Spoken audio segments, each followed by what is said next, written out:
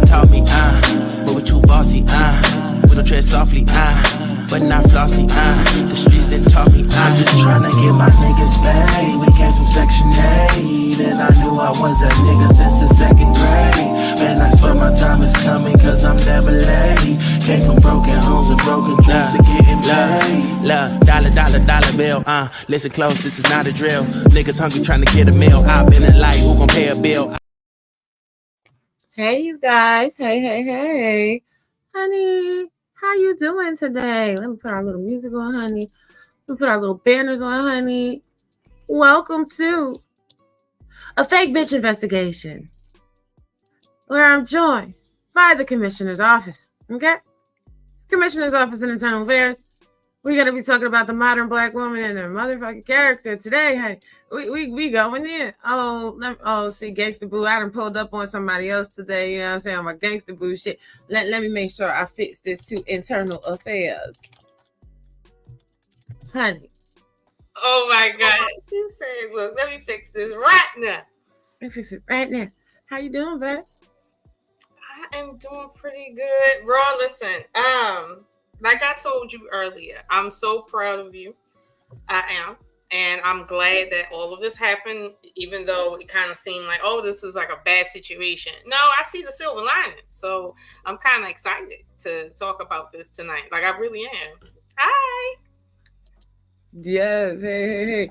Now, because I am a woman of character and integrity, let's go on ahead and address the elephant in the room.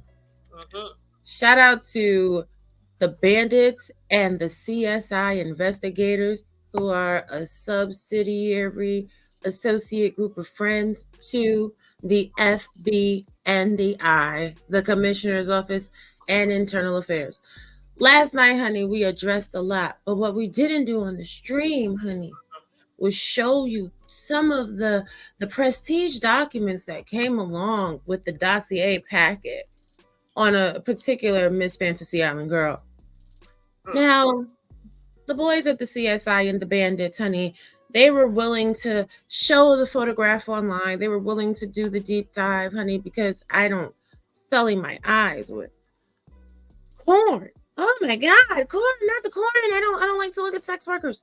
But they have determined that the image, in fact, was not of said individual. Okay. So we're gonna put that out in the atmosphere, you know.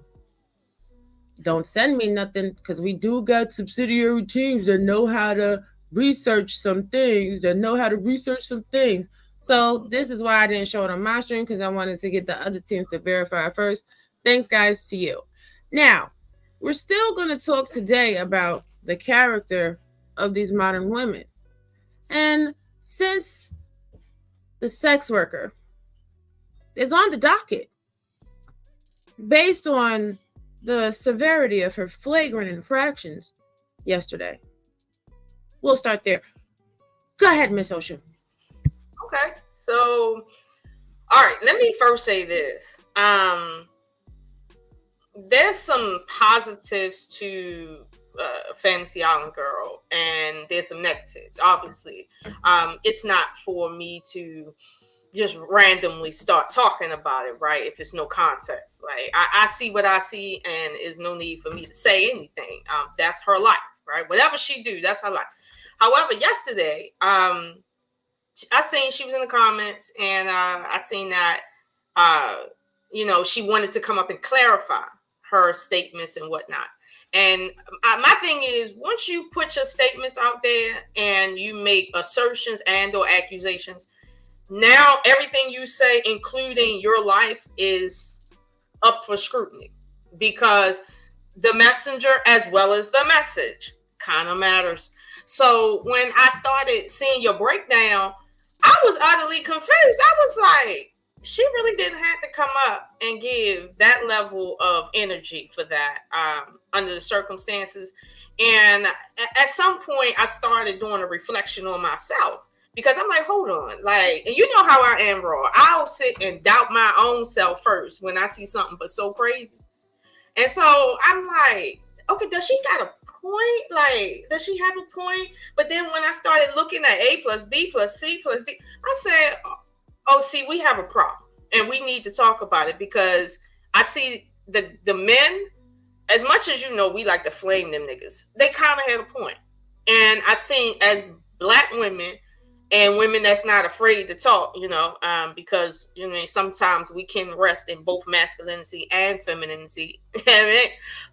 It's up to us to really set the record straight when it comes to what's really out here, because that right there easily can be taken for the vast majority of us in how we think.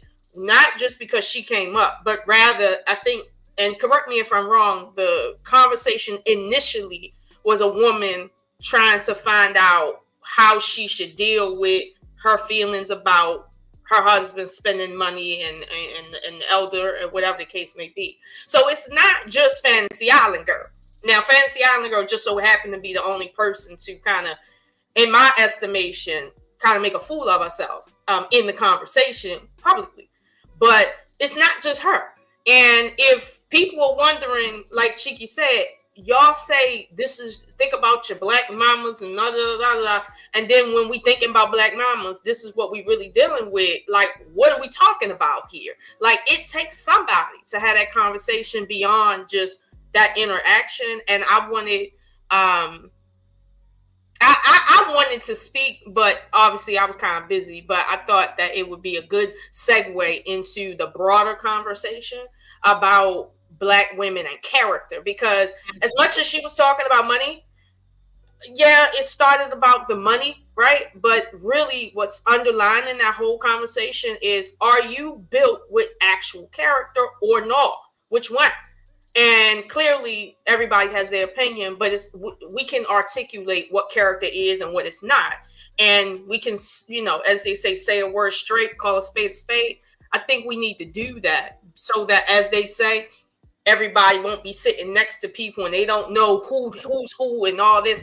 Yeah, okay, let's pick today to sit and differentiate a bit. Like, let's do that. How about that? Let's pick today, since we can clearly see there's a big difference between certain types of women and other types of women. Let's not let that go unchecked, because that was something that really needed to be checked. I'm gonna be honest. I know you had your fun yesterday and you was, doing the but that really needed to be checked all the way up. And I think you, as you said, that was light work. I truly, and I'm not saying this because we friends, but that truly was light work. Like, there was so much that you could have really went in on that I'm like, okay, she being nice, trying to kind of, just address the initial interaction. But really, that conversation could have went way lefter than that. But I'll start with that. Well, I mean, this is the thing, right? So what I find going on with modern women, yes, we built in today the front of Charlottesville. Shout out to Ray Midnight with the $5. Looking yum, chocolate rawness. Yes, thank you. I do what I can. You know what I'm saying? Thank you. When we look at Fantasy Island Girl and we examine her behavior in the chat, her behavior on the panel, her behavior last night, pulling up in the chat, hey 40 Boom, as well as what she did on other platforms, trying to prove her logic and her rationale to be accurate and exact. It speaks to the plight of the youngest dating version, the youngest selection of marriageable Black women. In their mind, they think it's okay to be flagrantly disrespectful, to gossip, to spew narratives that are not true. And then once that flashlight is turned back on them and they're held to the same standard in which they act and try to judge other people, then now all of a sudden they are, ready to die. Oh, Lola, you getting that fuzzy thing. All of a sudden they're ready to die. All of a sudden, CSI, they're a victim. And to Lola's point about the message and the messenger, we have the image may not have been factual, but the OnlyFans account was factual. Selling explicit images of herself for the cheap, that is factual. In fact, she came in the chat and said, thanks for the free promotion. I mean, somebody needs to promote it because it's undervaluated by the market standard. The market standard is $100 to $150 for every 3 pictures. At best, $5 to $10 per picture at most. If you're charging $20 a month on OnlyFans and they're taking 20%, that means you're only getting $18 per image. Now, we confirmed via Google 3 images that are extremely risque, which means you're charging people $6 a picture at best. But you're sitting there worried about another woman's vagina. You're selling yourself and your image to anyone and trying to cast judgment as a way to deflect from the fact that, most women, just like her, are money-grubbing whores. They'll do anything for a check. And they're impressed by the least amount of money. Hi, Miss Jennifer, baby. They're impressed by the least amount of money. Well, my man makes $9,000 a month, and you don't deserve that. Sweetheart, you don't deserve a man that makes $9,000 a month. Hey, thank you, the RBM. You don't deserve a man that makes $9,000 a month. Because according to Forbes, the average cost of living annually for a family of 4 is $102,989. Any man making $9,000 a month is only bringing in $108,000 a year, which means you have the very, very narrow margin to be able to save roughly $5,000 a year, which then puts her comments in the AOC chat into context. If you're barely scratching a living app, and the only thing you can contribute to a savings on during a year is $5,000, then yes. I guess, having a lack of faith in the ability of your husband to be prosperous, that would be a devastating blow. I also find it a unique position of young Black women in America that, well, he has to talk to me about everything. You're not his mother. If you are not going to trust your husband to be a decision maker in your home, why are you marrying him? Go ahead, Miss O'Shoe.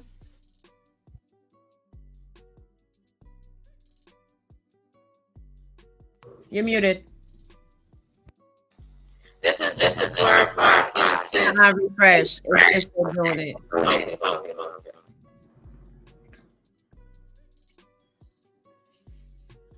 Give her one moment, you guys.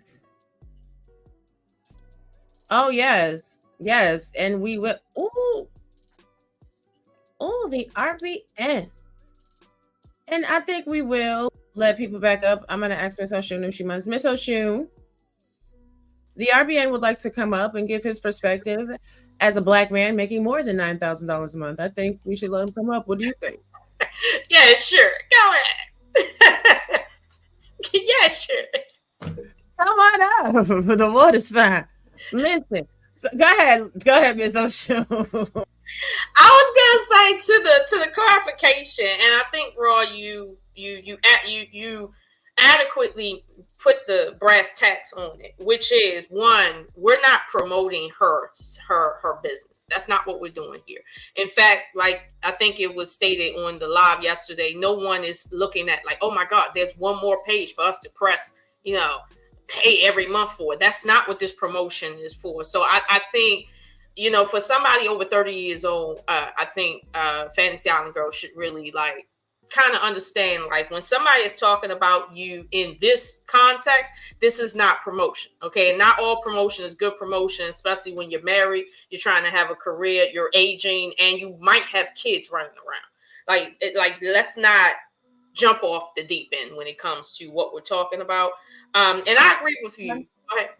One moment. And the only reason she was under such extreme examination is because in chats, she's talking about scandals that have come, about as if she's speaking from a place of fact. This is another thing. Don't act like you're speaking from fact when you don't know what you're talking about. When the fact is, you're a willing sex worker. Just because you've told the world that you're a sex worker and you're willing to sell your body for money, it don't change. Which makes it even worse. Right. How dare you try to pass judgment on somebody that has been victimized, and especially when you're not coming with the facts and the truth.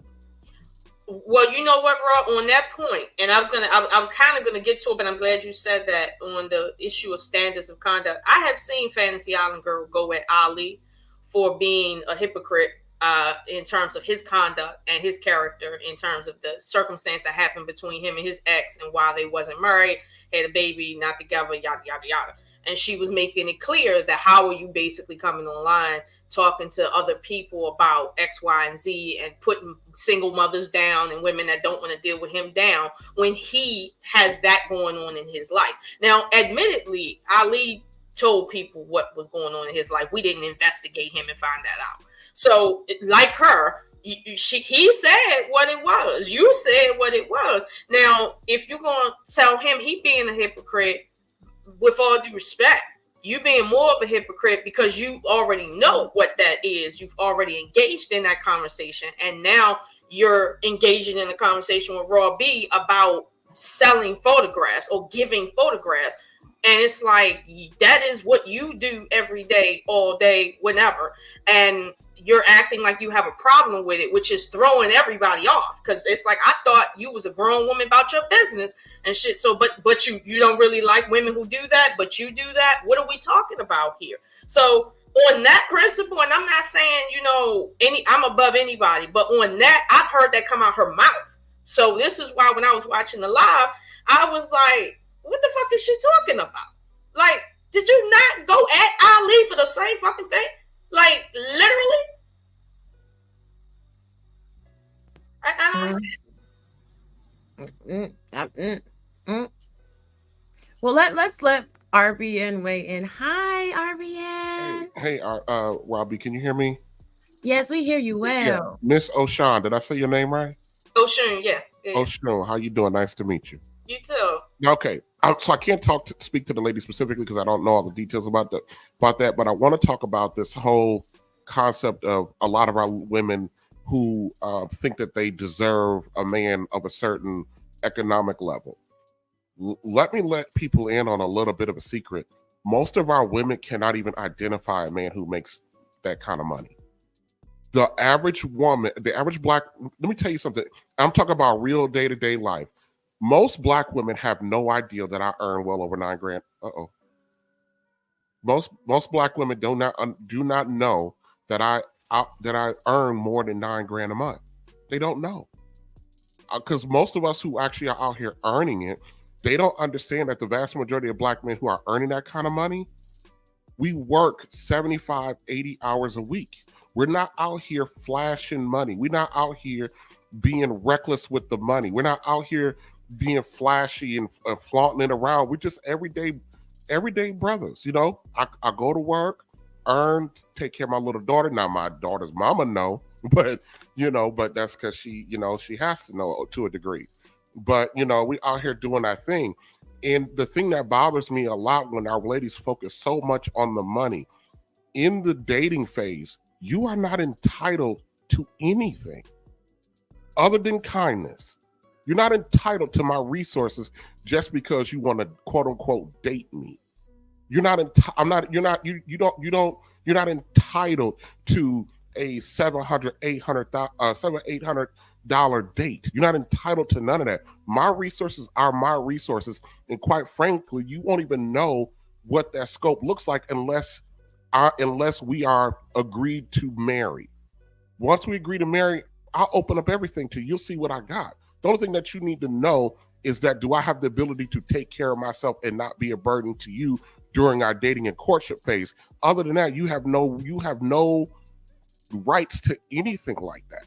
So I don't even understand that, when our ladies are out here talking like that or behaving like that. And then when they get with a man who earns that way, they don't know how to deal with him. They treat him like a duster bunny. Because they think we're the same regular old type of dude, the same street dude, the same bum that they didn't have kids by. They think that they treat us the same. They don't even understand just how hard we work to preserve to get there. And we get treated like shit. I have a question for you when you finish, though. No, go ahead. Well, okay. So on the point of the money, right? Mm-hmm. Like you said, if you making that kind of money as a black man or whatever, you are literally a hard worker. Okay, in whatever genre you're in or industry you're in. If you were working that hard, and let's say you were dating a woman and whatnot, and she essentially came on social media and made the statement that you don't have a right to make an executive decision in a life or death circumstance without consulting her. But she's bragging about how much money you make, right? Not her, how much money you make. And she's also saying that. My question to you is, as a man that makes that kind of money, and maybe you busy like hell, you know what I mean? And you don't really think about it. I don't know. I'm a woman. How does that, can you merge those two ideas that if you are a man making that level of money and you're dealing with a woman and she's online saying, hey, you better not help your mother with a healthcare bill. I don't care if she's about to die unless you talk to me first. Like, is that a matter of money or is that a matter of character? Because that's what we're talking about tonight. In terms of like being able to identify the black women that's about that business and the ones that's not.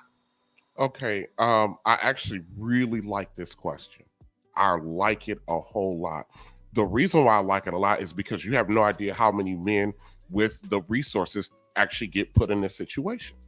You have no idea how often it actually happens. You with a woman and then you are an earner, you got a family member or you taking care. We'll just use me because this is why I like the question. I had a whole fucking wife who hated the fact that I took care of, to a degree, my grandmother. My grandmother, she had 7 children, which included my mother. And all 7 of my grandmother's children are a bunch of fucking bums. I hate to say it that way, but that's just the way they are. So a lot of her care in her older age, financial care, has fallen on me. You know what I mean? My philosophy is, if you are able to take care of your home, take care of the woman in your home, and you need to support your an ailing father or a mother who is no longer in the workforce.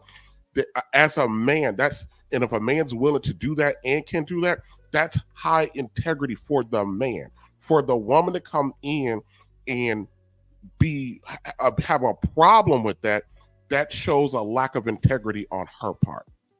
And it actually shows just how fucking selfish she is, because she's receiving the vast majority of the resources from that man. Whatever he's doing over there with the family member is nickels and dimes compared to what he's doing with her. So for her to come in there and be like, yo, you can't do this, especially without talking to me. First of all, if I'm earning on that level to a degree, and I'm compartmentalizing a little bit, if I'm earning on that level, that means to a degree I'm responsible enough to make good, sound decisions. I don't need to run every fucking decision by you, you being my woman or not, my wife or not, especially if that decision doesn't impact you or your well-being or your livelihood or your quality of life. Why in the fuck do I need to do that? What about if the money was a joint account? Like, when you married, it's y'all's money, right? I do believe in the one pot system. So if I I'm constantly calling, Rob B, my YouTube bae. I marry you, Rob B. It's a one pot system. But before we get married, the discussion about how we operate financially takes place, which also includes what we do and how we do with our individual families, like moms and dads and stuff like that. brothers, sisters, they on their fucking own. I'm sorry. You know, they can come by, take a shower, eat a sandwich, and gotta get the fuck on. We ain't giving out no money to other people who can do what we doing. You know what I mean? And it's not like, you know, I earn more than $7,000 a month, but believe it or not, Miss Oshun, I'm not doing anything that fucking remarkable in my career that is, you know, so highfalutin. I just work. You know, go ahead. Let me give you some context. Now, yesterday on Aaron O's channel on AOC, well, not yesterday. I think it was maybe it was yesterday. It was earlier yesterday afternoon. There was a conversation being had where a clip was shown where a Nigerian family, like, the husband spent the life savings to get his mother cancer surgery, and she was 87 years old. Now, I'm very like-minded with you. I don't really care like what's going on financially. If somebody's mother's about to die, I don't care if they're 94 and a half years old. Spend the money like we have our whole entire life to get that money back, which is what I spoke to.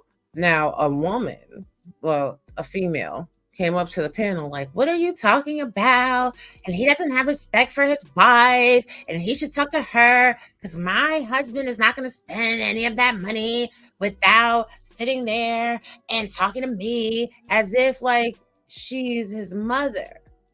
And you know what I find interesting too about a lot of modern Black women is because they live in delusion, because they operate out of selfishness, because they have this standard of egregiousness that makes them think that whoever they think they are, they lack respect, but they also want to negatively influence other women that have a standard of character, integrity, and respect for the man that they choose to allow him to operate in the way that he needs to. Well, that just doesn't make any sense. And I'm just like, yo, a lot of women are just way, way, way lost. Way lost. If you have a man and you and said man are living in his family home with 6 of your children, you've already chose wrong. You've already chosen wrong. You are wrong as a woman because if it's a financial burden, why are y'all still continuously popping out children? Number one. Number two, if you are able to have a roof over your head for a family of 8 for the free, no cap, then your life savings automatically is up for grabs when it comes to saving the life of the people that are providing you shelter. And like it went really, really left, and she started attacking me and well, this, that, and third, and blah, blah, blah. You can say whatever you want to, but not for nothing. And I don't want to sound cocky, and I don't want anybody to take this the wrong way. I'm always going to get chosen by high value, high quality men because the way my mindset is set up, the way my heart is set up, and the way my character and integrity is set up, I don't have to be out here chasing and looking for men that have X, Y, and Z. It's an energy it automatically attracts. But I'm a mute. I agree with you, Robbie, as far as the logic of it all. From contextually, she came up to essentially say, and I'm trying to be as neutral as I can. She came up to essentially say, listen, as married people, you have to have responsibility to consult your partner because this is a partnership. And although I can wholeheartedly agree with that, that 2 things can be true at the same time. There are times, generally speaking, where as a married man and woman, you have to consult your partner before you do anything, even with your own children, because they're also involved. However, there are moments where executive decisions can be made simply because they are your husband and or your wife. In this case, a life or death situation for someone's parent, which is equivalent to a child. They do not, and I mean absolutely, under what law and what moral code do they have to potentially allow their child or their parent to pass away in order to get your okay to spend money? Like I came up in Baltimore, and I came up in the Huron system where it wasn't a lot of money around Baltimore, seriously, right? And even though everybody was scratching for money and it was all about getting your bag, kind of everybody sort of knew coming out the 80s, if that situation happened, homeboy, do what you need to do. Like, and we'll holler at this a different time, but don't allow me to potentially be the reason why one of your loved ones passes away, and then I got to deal with you in life while you secretly in the back of your mind saying, if I wouldn't have spent an hour or a day trying to get your opinion, somebody would have lived. That's important to me. Don't put me in that situation. Spend no money. Trust me, money come, money go. That's part of being a wife and saying for better or for worse. And this is a prime example. What if something happens and your husband has to take every last dollar you guys have to make sure his mother don't pass away? Like, how are you going to respect him and submit to him since he make all this money? Okay. How are you going to submit to him? Are you going to submit to him by running your mouth to him and telling him that he don't respect you? Or are you going to sit there and consider what if it were you? And respect that relationship and not be a bitch about it and go make the fucking money since you make so much fucking money every month. Miss Oshun, let me ask you guys a question. For Black culture, where does authority lie? This is why we're up here now. Because, see, we're going to have to sit and parcel this out. Because I asked Raw the question privately. I said, who told you that he got to consult you when it comes to a life or death? What book, what law code, where is this? Because I don't see it. All I know is the only law code my culture lives by is money doesn't trump a human life. That's the only law code I know of from my culture. But so understand, I don't know what she's talking about. You have to understand with Black culture or Black family structure in this country right now. The reason why she has that attitude is because authority for Black folk lie within the woman. Women are running the homes. And so she feels entitled to say that man, regardless of where he is as a man, has to come and get permission from her because that's all she knows. And I don't even know the woman, but just based on how she's talking, all she's been around are women who are in control and are quote unquote running shit. So when you go up against authority, what do authority do? They get offended. They lash out. They want to rein in that authority. They want to control that and squash opposition to that authority. For Black folk in this country, for the last 60 plus years, authority in Black America has been the woman. So that's why she could say that to her high earning man that you need to come ask me permission, because in her development, that's all she's seen. That's what she was taught. And that's what gets reinforced over and over and over again. Our culture, we don't teach that authority lies within a productive man. We don't even value productive men. I've been on platforms where other men shit on productive men. I was just on a platform a couple weeks ago where a guy was talking about that if a man makes less than $60,000 a year, then he's a weak man. And it doesn't matter if that man's a firefighter, police officer, a high school teacher, he's weak. We've been conditioned to just shit on our men no matter what level they are on, because authority lies within our women. And that's a problem. I think you're right that as far as like where that authoritative issue is coming. Yeah. I don't know why your thing keeps doing that. What is going on with your mic settings? You know what? Let me go into these settings real quick and try and change it up. Hold on. Let me see. Okay. Refresh. So this is the thing, RB, and I got to give you some pushback. Over the past century, the authority in the Black community has been with the government. It's not actually been with Black women or Black men, to be quite honest. I can't even argue with that. Yeah, for me, like, the authority is with who I choose to be the head of the household. Like, I don't really understand a lot of these women. A lot of women are choosing men. They're choosing men poorly. They're coming with the most baggage. They're making bad life decisions. And then they are expecting for men to be magicians. And furthermore, I find it utterly deplorable when people have divested from the community that they come back and then they attack and vilify Black men and women. You have made the decision not to be with someone from your tribe, which is your right to do. Everybody has the right to love whoever they love. But you cannot sit there and then say, well, look, I have a shiny bauble. And because I have a shiny bauble, the rest of you are not anything, especially when these people that divest out, they are not getting the upper echelon. Let's No. just be very honest. They are getting the cast offs that were not wanted or chosen from the tribe that they're in. Pookie does not just come in black. Sharkeisha does not just come in black. Sharkeisha's a white woman too. Her name Karen and Kelly. Sharkeisha is a Spanish woman too. Her name is Maria. Sharkeisha is an Asian woman too. Her name is Mulan. Pookie is a white man too. His name is Tony. Pookie is a Spanish man too. His name is Juan. Pookie is an Asian man too. His name is Morimoto. So when you are choosing bad people in your own race, and then you go to another race, you don't have the unmitigated gall, the mendacity, and that is a word, look it up, to come back and then shit all over black men and women. You just didn't qualify.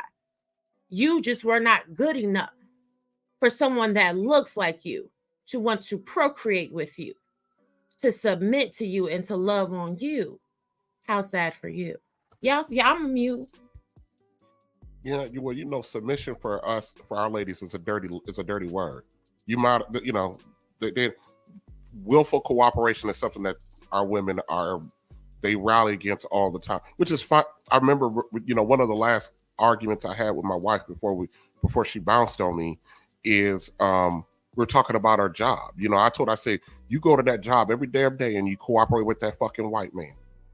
And she goes, well, I got a different relationship with my job. I said, what the fuck is your point? When you get sick, where that white man gonna be at? When your mama gets sick, when the bills, where they gonna be at? I said, where they gonna be at when they're done with you? I said, every couple of years they demote you. Every couple of years they demote you. But you go there. I said, and you do things that you object to. You do things that go against what you believe in on that job, but you come home and you want to fight me over silly shit, over simple stuff. Well, the reality is a lot of women don't know how to communicate because a lot of women simply don't know how to talk.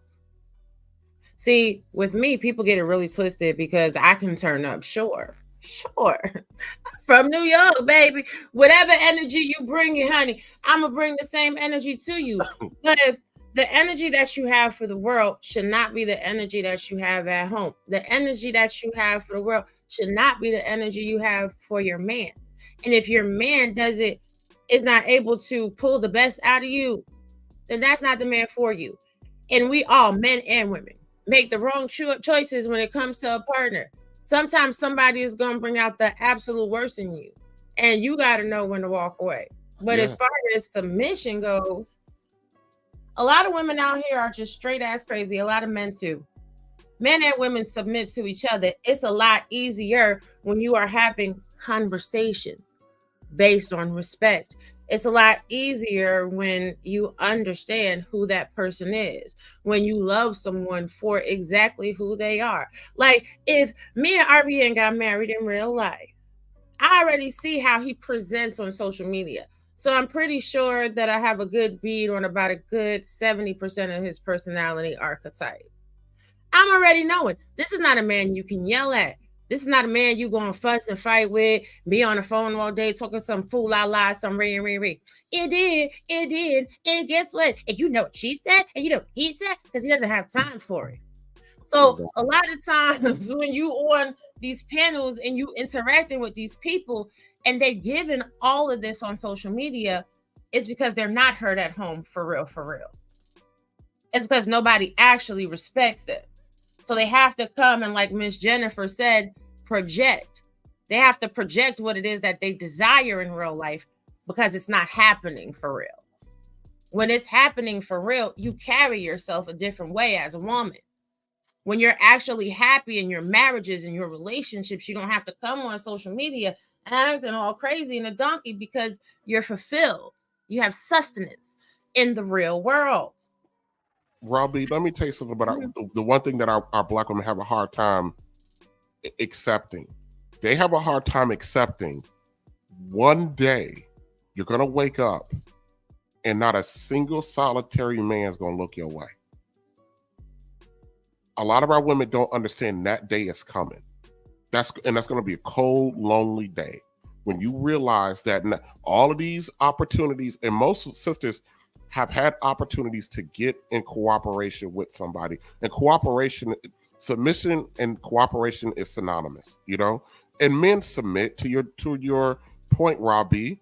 They submit their resources, they submit their energy, they submit their time, they submit their health to you and to the family. You know, we submit all the time. But one day our women, because our women tend to stay cute a little longer than the non-melanated people, our women think that cuteness don't ever run away. I am a critical care specialist in the hospital. I watch, let me tell you something, these 60, 70-year-old sisters by themselves. It's so incredibly sad to sit there up there and I work 4 to 5 days a week and not see a single fucking family member come check on these ladies, come sit with these ladies. Most of the time, one of the CNAs or the techs will take pity and they'll make sure that their care is being taken care of by the nurses real well. They'll sit there with them, they'll chat with them.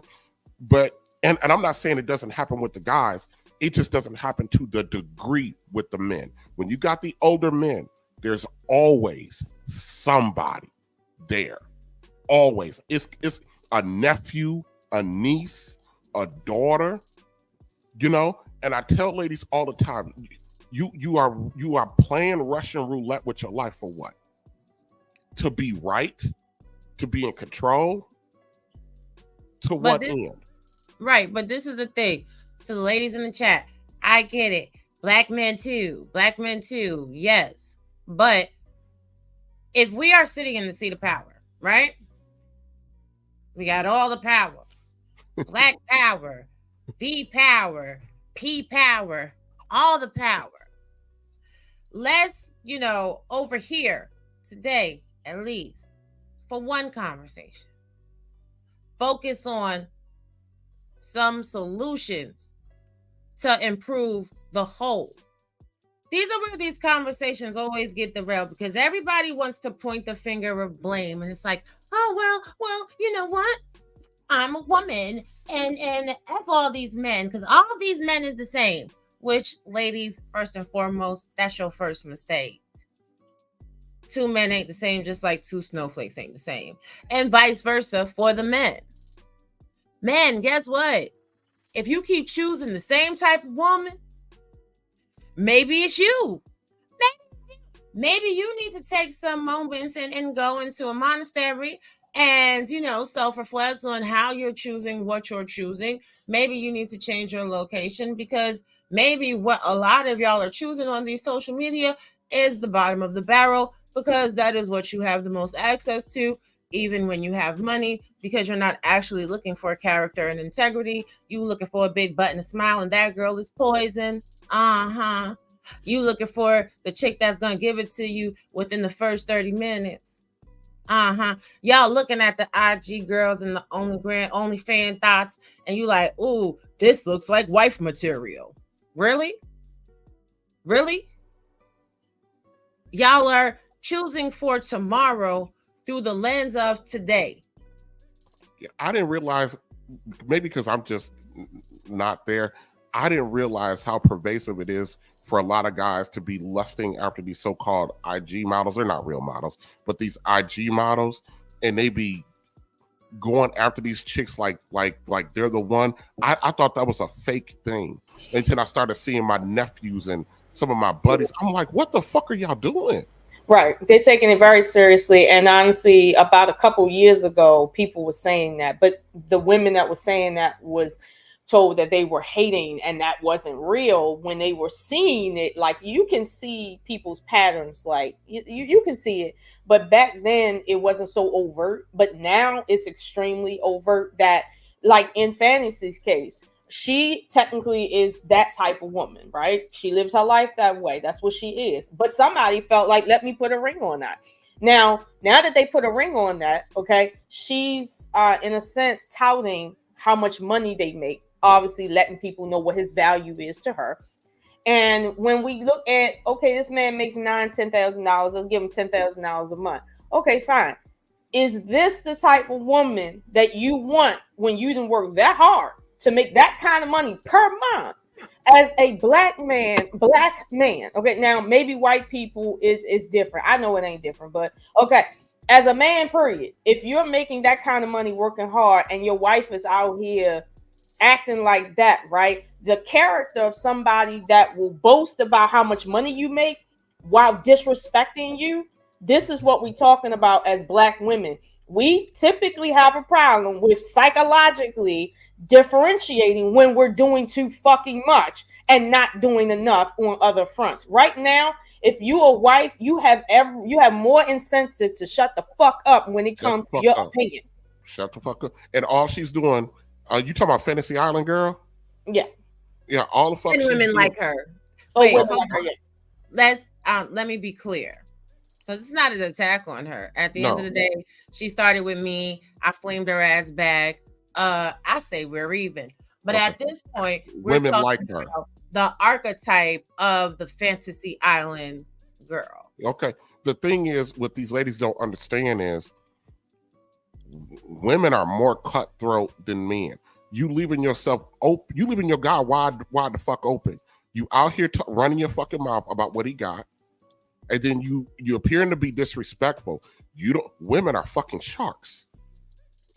Women are very much like, they see a woman with a good man, they won't go out and try to get a similar man. They'll come try to get your man.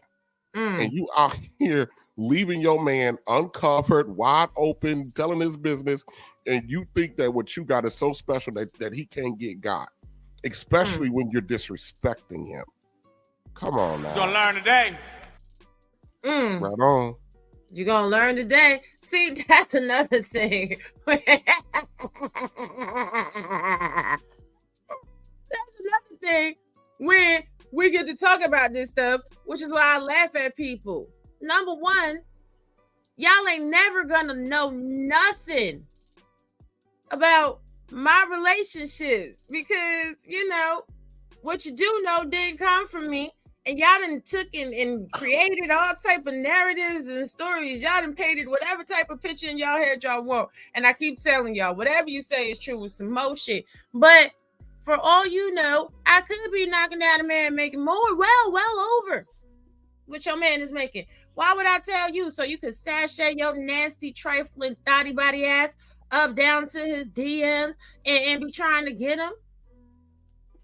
But Ro, what's the point of a chick talking about my dude make X amount of money, but we can clearly see he a whole bitch? Like, what's the point? As women, okay, Bravo, I know you a man, but as women, we see a chick in our circle, and we know her man a millionaire, but we know he a whole bitch. He ain't shit. He a pushover. What are you bragging about? What are you bragging about? What's the, because honestly, right, and this is how my mother lost her husband. You out here bragging about how you don't work, you don't do shit, you got your own credit cards, you don't pay for shit. Meanwhile, you don't know how to treat your man, and then the next chick, the Section 8 chick that know how to treat a man, come in and just talk to your man correctly, and then 10 years later, you fighting for your life because she in a house paid for on trips and not you. Like, all she did was just see how fucked up you is and just talk to him right. She didn't do anything for him. She just talked to him right. And you lost out. And so it's like, what is the point of you bragging about how much money your dude make when you clearly are showing the reality that your man either a simp, a bitch, I don't know, timid, scared of you, whatever the fuck. Like, you not bragging when you showing me that your man really ain't shit. Like, I don't care how much. Here's the thing. Donald Trump make a lot of money. Do you think I'm about to tell my friends, oh, look at my man? Look, talking about Donald Trump? But this is the thing, too. These women, right? The archetype of the OnlyFans Instagram thought have to go under the knife They literally have to augment their reality to even be moderately attractive, because they never do any surgery on them faces, honey.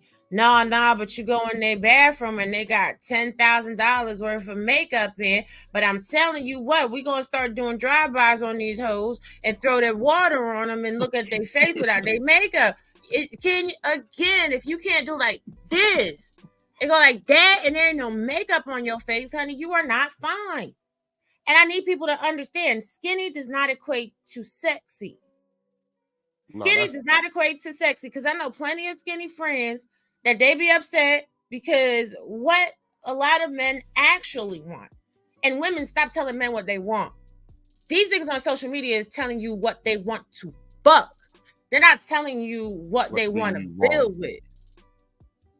I'm gonna let you speak to that, RBM. And here's the thing, the whole sexy thing. A woman can not be so cute, but be sexy to the motherfucker. Some women are not, some of the most fuckable women out here, you know what I mean, are not these beauty queens. You know, it's all about how that woman carries herself.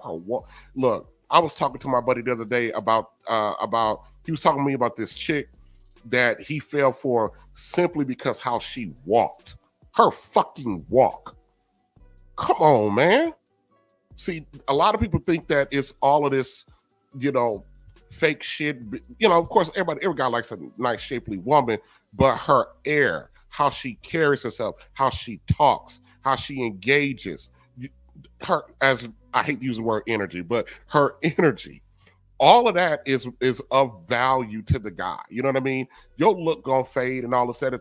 And then if you open your mouth, if you a motherfucker when you open your mouth, oh, you done. You want it done. You ain't getting no further than getting pounded on. That's it. And for the ladies, and let me tell you something. Yeah. And for the ladies that are so obsessed over the money, you know what that tells us? And let me tell you something. I'm a man. I'm gonna tell you like this. We could be disgusted with you and we'll still fuck you. I mean that's just kind of the way it go. But when you obsess over the money, then we know that you guys alluded to this right before I got on. You're for sale. You bunch of hoes. Our women are nothing but a bunch of hoes. Your pussy's for sale. And it's a lot of y'all, it's for sale for pretty fucking cheap. For the low. Yeah, don't be talking about you got all these high standards and then two of your fucking baby daddies are living in their aunties and mama's basement. Bitch, you ain't worth a goddamn. Ooh. Look, Robbie, let me tell you something. I took this chick out years ago, and she just had a sweet spirit. You know what I mean? Took her out. She had I was in my late 20s. She had about 2 kids, but she was just sweet as she wanted to be. I took her out because I do got an affinity for chocolate women. You know what I mean? So you know, chocolates, good smooth skin. Not the brightest cookie, but I didn't care. She knew how to talk to me. I took this girl to the fucking Olive Garden. 10 minutes, we were there for 10 minutes. This girl starts crying at the table. She starts crying, crocodile tears at the table. And I was like, what's going on? And I shit you not, she goes, I've never been to such a fancy restaurant where they offer you wine for your meal. This is so fucking Olive Garden. You know how many of our sisters are walking around out there ain't never been past a McDonald's or a fucking Chick-fil-A for a date, but then sitting around what they ain't gonna talking about what a man gotta have. Honey, listen, talking about some Cheesecake Factory ain't good enough. And yeah, which is a couple $100 if you take out 2 people. Appetizers, drinks, and your meal, you're talking about $210, $215, and that's not including your tip for 2 people. Fuck out of here. This is the thing, though, that I have found, too, as I listen to a lot of these little clips and these little bad takes and these skits that people do about dating. If as a woman, you ain't taking yourself somewhere, how you gonna miss out on a good thing because you want someone to provide a lifestyle for you that you're unable to provide for yourself. Olive Garden is actually not really that cheap either. Like, to be honest with you, you can spend a good 100, 150 in Olive Garden. Yes. You actually can. Easily. So, you know, when we're talking about dating, though, dating's not even about the money. Because if we real honest, a lot of y'all be going up for dumplings, Netflix, and fucking. Y'all don't even go on dates. You haven't been on a trip. You don't even really know the person that you're interacting with, real name, their last name, their mama, their daddy, their kids, their cousins. You ain't met their family. You ain't been to their house. You Netflixing and chilling, but you Netflixing and chilling in the homeboy house, and you don't even know no better because you ain't even get to know this man long enough to see if he's really real or if he's on some fake shit. You don't even know if the car that he pulled up to pick you up in is actually his car. Did he get it from the rental place? Is he using it for his homeboy?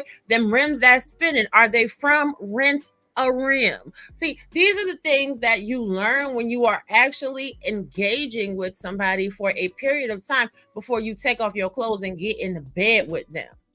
So when you have these people too, and another thing, the polyamory conversation is intriguing to me. It's not for me. Those of y'all that are getting it popping with everybody anywhere, God bless you and keep you.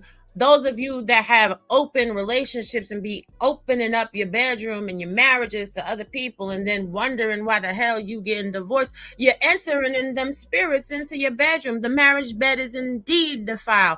You are allowing your partner to fuck on somebody else. And while a lot of y'all think y'all got that good, if 80% of women not coming, the 20% of women that's coming, I'm going to promise you this. The 20% of women that actually come, when a man is having sex with them, it hit different. Please believe me. I'm gonna be quiet though. Y'all going ahead. I'm just gonna say to the people talking about the Olive Garden and the lady, for what he described a woman that obviously she's eating out, right? But what she's essentially saying to him is that she's never been treated a certain way by a man.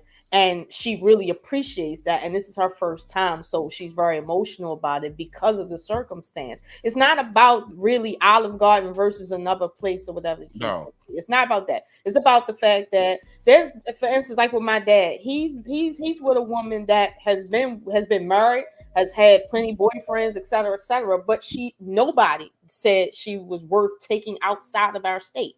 Not one person decided she was worth taking on a trip. My father has treated her about 6-7 trips where he gave her a couple $100 for her pocket and he paid for everything. And it's just about taking her someplace new just for the fuck of it. But nobody ever did that for her. So she felt very emotional about him doing that because she's like, yo, I'm in my old age and I never had nobody do this for me. That shit really be happening. And you'd be surprised how many good women out here haven't experienced basic things, and when they do, it's just a very touching moment. It's not that they just, you feel me, on some other stuff. That's not what that is. So I think sometimes in the past they want to pretend like they don't know nobody like that or they haven't been in that situation themselves. Right. I don't come up here and pretending. I saw somebody wrote, where did you find her at work? We work together. This was a college-educated woman. There's some things I haven't experienced, and I'm just saying. To say, but see, that goes to the level. That goes to the point that some of our ladies don't. Yeah, like you were saying, don't get to experience it because they are choosing the guys that they're choosing for whatever the fuck reason. Mm-hmm. And when you choose, Nug Nug them, you get what Nug Nug them can provide. Mm-hmm. That's what you get, and I was surprised because I couldn't believe what I was seeing at the time because it wasn't no big deal to me. You know what I mean? Mm-hmm. I was just I was really, really surprised about that. I had never ran into a woman who ain't been to a Olive Garden. That was new to me. I'm sitting there like, what the fuck is this? I didn't know how to handle that shit. But I take it didn't work out. No, it did not work out. It did not work, and I appreciate what she said to me.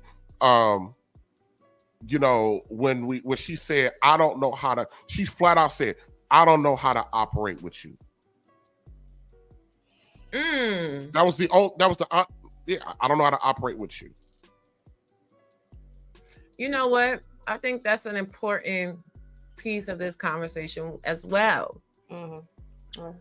Are you honest enough as a woman to be vulnerable enough with a potential partner to tell them that you have flaws and you don't really know how to handle their lifestyle or their personality? And then are you malleable enough to be molded to fit if that's what you want or desire? Mm-hmm. Yeah. I don't think people are, because I think it's a pride issue. If as a woman, right? Let's suppose you meet a guy and let's suppose he got average money, but he treats you in a way that nobody else has ever treated you, right? As a chick, you might feel like, wow, I really like him, but I don't know how to accept somebody offering me a massage and I didn't ask him for it, right? I don't know how to accept somebody calling me and saying, hey, are you okay? And it not being related to sex or money. Like, I just don't know how to receive that kind of love, right? Let's just be honest. Like, if you just said, hey, I never been treated like this before, I don't know how to just accept it. I know what being fucked over feels like. I know how to deal with that, but this, I don't know how to deal with. I think a lot of people could appreciate that more and work with you better than you basically acting like, you the shit and you ain't nothing wrong with you, and the way you operating is like you normal, when in your mind you ain't normal, this ain't normal, but you gonna act like it's them, not you. Like let's say a word straight. But no, let's keep it all the way real. A lot of women nowadays don't know that that's not normal because they've not seen a normal relationship.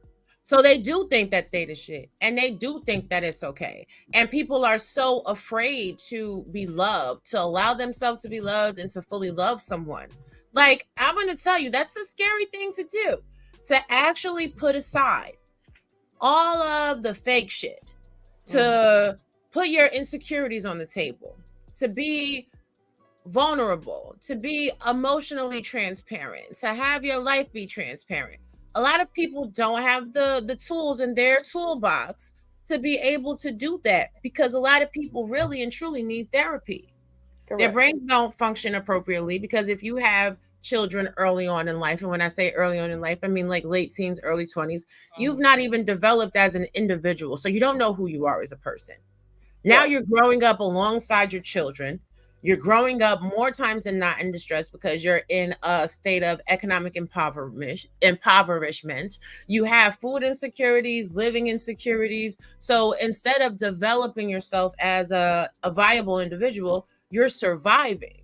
Correct. That's what a lot of these people are doing. They're surviving. So when they see anything that's outside of the realm of normalcy for them, that is survival mode, then that looks weird. That's a problem. That can't be real. That can't be happening. And not my monkeys, not my circus, which is why a lot of times when people, like when I listen to the conversations or people come at me a type of way, I'm like, yeah, in all actuality, in life, you're not on my level because the toxicity is overflowing from you. And people are like, well, you brag when you say you didn't have children till 32. No, that's not bragging. That's letting all the young women that are coming up in life know you can have all the sex you want to if that's what you choose to do. Right. You don't have to get up from everybody's bed with a baby.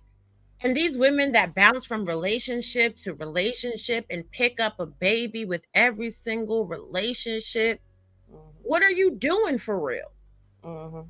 They're what are you living doing a life as a perpetual side chick. The last lady that I was involved with and I had to cut her loose, I had to break the news to her that she was a lifelong side chick. And what characteristics about her put her in that box for you? That she was a lifelong side chick, not understanding how to cooperate. The fact of the matter is, like I'll give you an example. Her child's father. When I told her, he can't call here after 7:00 at night. Fuck you calling here for? Okay. That's my kid's daddy. Da da da da da. I said, okay.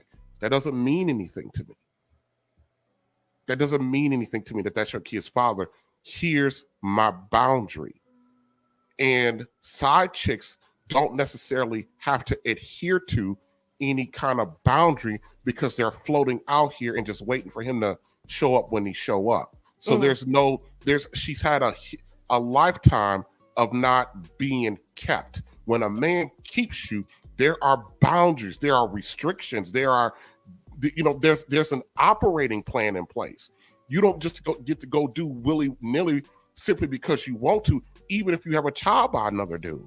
When you have a woman that have never been kept, then you get to do everything freely. And so she was doing everything freely and didn't understand why there had to be. I don't think she was being obstructionist because she was an obstructionist person. I just think she was accustomed to operating that way because no one kept her. So she didn't have to follow up under any rules or guidelines or restrictions or put boundaries in place. She truly did not understand that. You know, there's some women who are playing games. This chick didn't understand it. Well, would you say that you gave the circumstance a fair assessment to say, hey, I know that this is the child's father. If it's an emergency, obviously, and he has the child, he should be calling. But after a certain time, So Sean, look, I don't have a lot of time on my hands, period. So if you and I are dating and there's an issue, that conversation is a full holistic conversation about the problem, the solution, and the expectations. So I don't have time. Because I don't have time to come back to it again. I got too much shit going on. So with the father, I said, listen, if it's an emergency, fair. And I even defined what emergencies were. I said, if he has a quick question, he needs to send a text message. Right. He needs to send it. I'm being fair. Sends a text message. You get to read that text message and you get to determine, hey, if you need to call or not call or whatever the case may be. But I said, he's a dude. He know what I'm trying to do after 7:00 at night. I'm trying to stick a dick down your throat. He know that.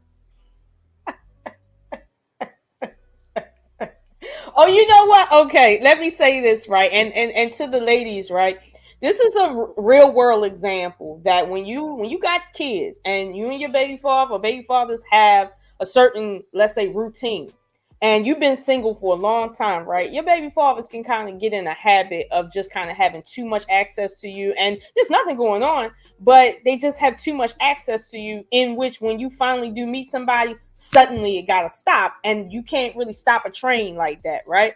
And this is why I tell women like myself who have kids that the way you operate on a daily basis has to be in a way where if at any given moment you get a man, there is no switching off certain situations and stuff. Like you have to carry yourself like that, because men are like regular people. Okay. They don't change real quick without question, and you can't force people to do anything. So whatever habit you got that man in, as far as like your baby father, you have to be able to say, hey, he ain't nothing changing. If my man come in my life, nothing changes. But I'm gonna be honest with you, Bravado. You shouldn't have to tell a woman when she involved with a man, you really shouldn't have to tell a grown woman, hey, after 7-8 o'clock, you shouldn't be on the phone with your ex. Like, especially the one you had sex with. You shouldn't be on the phone with them having any conversation, because like you said, nigga, we live in a world full of text messages. Like, stop it. Okay. There's no reason for that. But if you as a woman have to be told, you can't be on the phone with your ex while your man in the bed next to you, and it's no real reason, because what you doing is you pitting these two men against each other, because their nature is to fight. Honestly, it's gonna be adversarial for no reason. But see, I'm smart enough and wise enough. Had this been 10 years ago, me and this man would have been at it. You know what I mean? But I understood the play, and I understood what he was doing. I understood what he was doing because I'm a man and I'm a father, and the shit that he did, I did it too. Wait a minute. What was that? Fucking around in my daughter's mother's relationship unnecessarily. Doing the fuck shit. Look, my daughter's mother, her dude. Oh, I ain't shit. I've had some ain't shit moments, and I'm going to disclose for Robbie one of my ain't shit moments. Okay. So. I'm nosy. You know I'll be wanting to hear the tea. Now, this ain't shit moment is not encompassing of my character. It's just I was having an ain't shit moment. So this guy that she's with is not necessarily the most productive man on the planet. My daughter's mother has a nice setup with me. You know what I mean? And so me and the guy, I had to have a conversation about how he interacts and what he can and cannot do with his parameters and how he handles my daughter. And he got a little bit, this was a phone conversation. He got a little bit shitty with me because he felt like I'm in here, I could do whatever I want to do. Well, first of all, nigga, I'm trying to be mature to talk to you about parameters. I'm not saying that you're in that house with my daughter, so if something to go wrong, I'm gonna need you to do right, but these are the parameters that you have with her. So he got all indignant with me, and I said, now we're 2 states away. And I said to him, I said, look, I'm trying to have a conversation with you, nigga. I said, but if you want to keep this shit up, I said, I'll get in my car right now and come on up there and have her put you the fuck out. Well, this is He kept talking. I don't do a lot of talking. Talk. I hung the fucking phone up, grabbed my travel credit card, no clothes, no nothing. Grabbed my travel credit card, hit the road. 4.5 hours later, I was knocking at the door. I walked in. She was sitting on the couch. She was. My daughter was next to her. He was in the other room. I walked in. I said, "Tell the nigga I gotta go. He gotta go. I'm spending the night." What? What? And then what happened? Huh? And then what happened? She put the motherfucker out. Oh my God. Okay. Okay. Oh my God. See this. Okay. So when you see, here's the difference between a dude who needs a woman for a place to stay and a dude who don't. I'm a dude who don't. So when you need a woman with a place to stay, especially when you're not bringing in the resources and the stability that, yeah. My daughter, she looked at me. She said, okay. She went in that bedroom. Name Willie. TJ here, you gotta go. Okay. See, ladies, this is the bullshit, and it starts with you. You understand these men's nature. Let's not act like when you 30 years old, you don't understand men's nature. This is homegirl's I need fault. to bring her on here. I'm gonna talk to her because some people won't believe that this shit happened. It happened a couple of times. Okay, but I understand your position. If you and him are at odds and he's in the house with your daughter, that presents a certain risk psychologically and maybe physically that isn't good. But again, I blame homegirl because she knows when you have a girl versus a boy, the dynamics are different. When you have mixed children like that, the dynamics are different. If homie and old yo is beefing, you can't live with either one of them. Okay, you just can't. And so this is kind of proof. But this goes back to what me and Robbie is saying. As a woman with character, you should never have a circumstance happen where your ex come in contact with your new man. And if they have to because of the kids, everything should be copacetic, meaning your character has to be straight up and down. Ain't no hanky-panky with the ex. Ain't none of that extra stuff going on. Like, you have to be a woman of character in order to maintain those kind of relationships. Because if you are not, you will be caught up in the riffraff of the baby mama quote unquote drama. That's what you'll have. And I would say, I know a lot of men look at women and say, if you have a child, you got baby daddy drama, right? But that's not true. It's like there's some women like myself have zero drama just simply because of the way I operate. Like in my personal life, not so much with them, but in my personal life, literally, I got less drama than a lot of people had with no kids. So it's not true that everybody operates like that. But in this case, in your example, I think it's a good example for why women miss out on good men. because they do the dumb shit like that versus just telling him, hey, send me a text or don't call at all. And then if you got a problem with it, assess why that man got a problem with it. Like, do something. I'm not trying to excuse because that was some ain't shit stuff from me. You know, it became pride and ego because I'm trying to conversate with the man and he got all indignant. And I know his situation is flaky at best, and I know how the mother feel about me, and I weaponize that. You know what I mean? You know, to fuck with him when he wouldn't talk to me. But I'm not proud of that shit. And only one of the times that I did it that I actually fucked her. So there was only one. But I told him I was going to do that. But well, no, he fucking yelled at my daughter. I told him he's not allowed to yell at my daughter. He told me he yell who the fuck he want to yell at. I said, okay, I'm gonna come home. I'm gonna have her put her arm. I'm gonna fuck her, and then I'm gonna go and you can come back and you can lay up in my. And I ain't doing no shit like that now. But I'm just saying. So when it comes to my lady, when I told her that she was my lady at the time, that she was a perpetual side chick, and those boundaries, that's because she's never had to operate like that. And I understood that. And then I told her, I said, listen, I'm a man of grace and mercy. I'm going to give you some time to get this shit in order. You got a few months to figure out if you need therapy or you need to go get some counsel. You need to do whatever you need to do. But this is how we're going to, if you go enjoy. And by the way, this lady had never been out of the state. I have taken her. We've been California, been Vegas, been to DC. She ain't never been out of the state. And I told her, if you want all of the trappings of dealing with a hardworking man, this is what I require. And if that's too much for you, then we can part as friends. Well, this ain't even gonna need to be adversary. I'm just not gonna sit around here and be begging. I'm not competing with no man that live in his mama basement. I ain't doing that. If you feel the fucking need, I said, if you feel if you got to have access, if he got to have access to you after business hours, so be it. That's cool. Y'all go ahead and y'all go do that. I'm gonna take my little ball and go home. I'm gonna go someplace else. I'll go get a broad who understand what I'm trying to do. Well, you are very ain't shit for that story. Well, we do appreciate you for sharing. Robbie, I said there was some ain't shit stuff. You did. I respect the honesty. But this is the thing. Why you were able to apologize to the man about a year ago. Well, that was nice. But why you were able to do that is because she had feelings. And this is the thing too. Hey, Tequila. This is the thing. When you are stepping into a new relationship, you really do have to have your feelings resolved.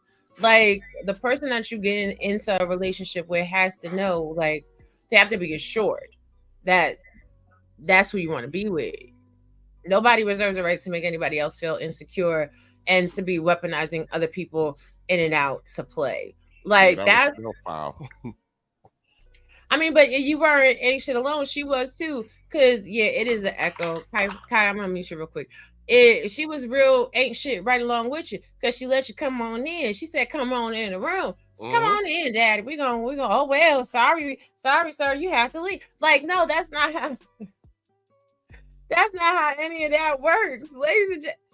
Oh my God. He was so weak. He didn't put up a fight, nothing. Now he tough Tony on the phone in front of me. I wish a motherfucker would come on, man. Well, Robbie, I got to get going because I was working on my live stream for tomorrow, so I got to get some work done on that. But this has been a real interesting conversation. I really appreciate the conversation. And Miss Oshun, nice to meet you. And Robbie, baby, I love you. Making me blush. That's my girl. Look. You do it for me, but I gotta go. You take care. Bye.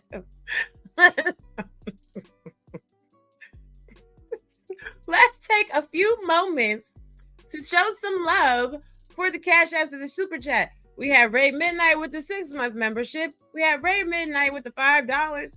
Thank you.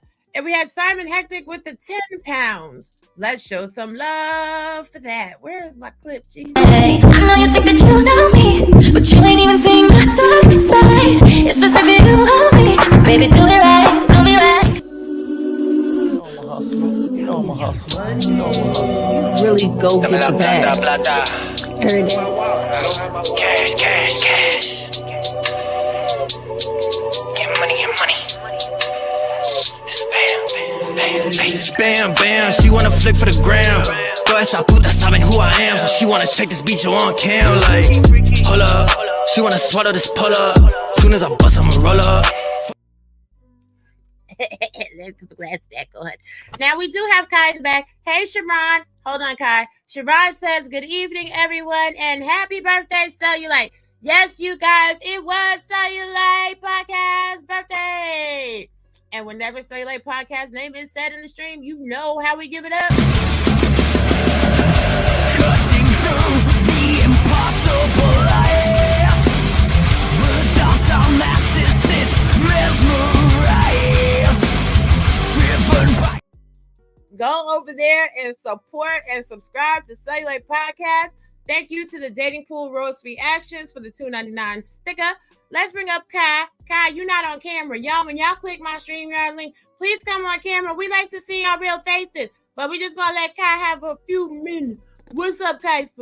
Hi, Auntie. I was just popping in just to see what was going on, you know? I tried to join on my phone, but, you know, there was the echo, so I had to turn it off on my phone. All right. Well, we're just having a conversation about Black women's issues and their character and the, you know, the dating maladies. Do you have anything to weigh in on that? I mean, not really. Other than, yeah, I had to agree with what the guy was saying, like with his story, you know? Just had to come in there and show the man who's boss. I wouldn't let another motherfucker talk to my kid like that, though.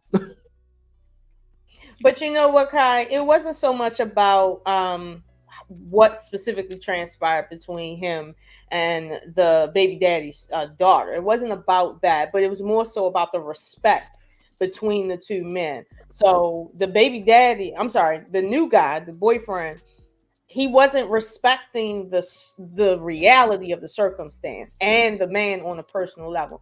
When you know you in a house with a woman and she has a daughter, that's a certain level of vulnerability right there because of their gender, right? And you know how men are with their women, meaning their mothers, their daughters, their sisters, aunts, and stuff. You, as a man, you know how you are with your girls. So you understand that other man's perspective when it comes to that girl in the house where you're at.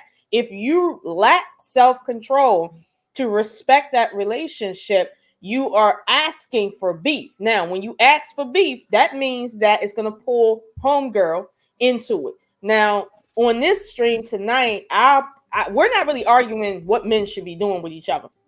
I'm okay with that. I think Raw B is okay with that. We're arguing that as women, right, we set the tone for that in the beginning. Meaning, in her case, if you let your ex call you at any time of night and you don't have no standards personally in terms of your character about what happens with you, then now when you get with a man, we gonna see how uncharacteristically you are and what that means for that man. If I'll be honest with you, if I got a man and he beside me and he don't got a problem with my ex calling me, being on the phone talking about nothingness, that says a lot about his character. And it says a lot about my character. So the point of tonight is, as a woman, do you have character or don't you? And if you don't have no character, right? When you start talking about your man's money, while we can see you have no character, that's going to translate into us women talking shit about your man. That's going to. And you. Yeah. And you. Mm-hmm. Yeah. Yeah. For me personally, and this is just my opinion, once a relationship ends, I feel like you can't actually, you know, be friends or have any kind of relationship with your ex afterward.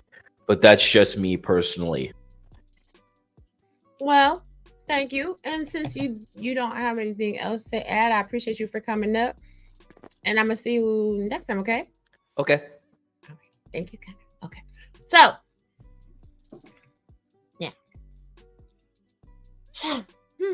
Robbie, I like your background too, by the way. Thanks.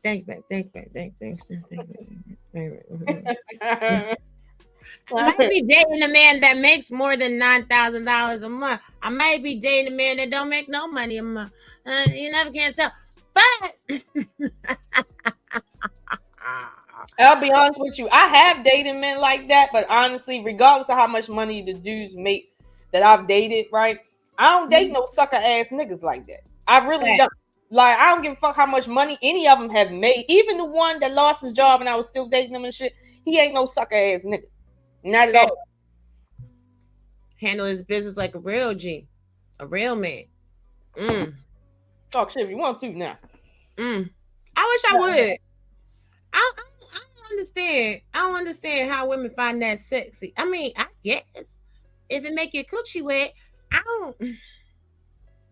don't know. I don't either. I don't understand what makes you feel good to talk about his success while also saying in the same breath that he can't even help his own mama and shit because he not that intelligent or that autonomy is not there for him and you ain't gonna allow it, but yet you're proud of how much money he makes. Like, I don't know how you get to those two things, but I'm gonna be honest with you, like that mixed with, in her case, the component of actual marriage versus not the black white thing. I'm gonna be honest with you, right? I'm smelling cap somewhere. I'm smelling cap. I don't know where, but I'm smelling cap. I smell pussy. Is that you, Herb? I smell pussy. Is that you, Herb? I'm just saying real quick. She said, stop it, bro. She said, I don't smell cap. I smell pussy. Like, I'm just playing. Mike, listen. I don't believe nobody married until I see a license. I know too many people on social media that be like, oh my God, I ain't married. They go to Temu, y'all. They get them CZs and shit. They don't got no license to first. They be on the internet in the midnight hour. All hours in the morning and shit. Cause I don't know about y'all, but I know about me. When daddy's in town, everything shuts down. Y'all don't even see me. Y'all be like, bro, where you been, bro? Where you at? I know, right? Like, and that's the thing. It's not even about talking about your man for real. Because you're right. I don't hear you talking about, you know what I mean, certain individual and shit. I don't hear you talking about it. But I know what time it is. And that's out of respect. If you got a relationship, you're supposed to respect the privacy of your relationship. And honestly, nobody needs to know how much a man make, right? But in this case, I've written down, maybe you can correct me, because I don't know why she mentioned how much money her man made given the circumstance. Because we was talking about the respect level of respecting your spouse and their relationship with their parent and elderly people. How did she get to how much money her man made? I those two ideas aren't congruent to me. She was trying to be validated. She needs the validation of people on social media. It makes her feel good. That's why she got the $20 OnlyFans, so she can be validated. It makes her feel good. She not validated enough by his $9,000 a month? Apparently not. And you'll never have that because you don't deserve that. And the lie detector determined that was a lie. But, you know... What? Okay, why does she deserve it? How about that? Do we know that? Because she had plastic surgery. So, well, you know what? Okay, let me roll with that. All right. She put on a whole bunch of makeup. Okay, let me roll with that. All right. So, wear clothes with rainbow. Stop, bro. Stop. Wait. Listen, your New York side is coming out. She need a Cuban cheese a day. I don't know. Where? She said, okay, so she's talking about, okay, you don't deserve it. Okay, if that's the case, right, then a lot of us don't deserve this $9,000 a month nigga. Though I don't deserve him. And I say this, Fantasy, if you're listening, right, the reason why I don't deserve that $9,000 a month dude, right, is because truth be told, I make my own money. Yeah, and I'm pretty good. So I don't deserve his money. You see what I'm saying? Now, I might be worthy of him treating me right? But I don't deserve another motherfucker's shit. Like, I don't deserve that. Now, when it comes to how beautiful I am, listen, I'm 42 years old. You know what I mean? Like, I'm not worried about my waistline. I'm not trying to be perky. None of that. I wake up swole face. I got to get myself together every day. Like, I don't deserve a 9K nigga. But what I do deserve is a dude that don't care about how I look in the morning or at night. That's what I do deserve. And if he don't happen to make 9K or 9,000K, it ain't about what I deserve. It's about what I'm worthy of. I deserve what I work for. And I don't understand mentally, and maybe Raw, you can help me understand. I don't understand what the fuck do you work for when it comes to men, unless you work for men. If you work on yourself, that means you're worthy of whatever amount of energy you've put into yourself to be a better person. But if you're the type of person where you would let somebody else's mother pass away because you just don't want to give up some fucking money and shit, the fuck, like, and we ain't even talking about no real money here. Like, I don't understand what the fuck do you deserve? Because I know I don't deserve that 9K a month, nigga. I know I don't. Well, let me tell you what I deserve. I deserve a man that's going to call me every time he's free just because he's thinking about me. I deserve a man that knows if I'm comfortable or not just by the look on my face.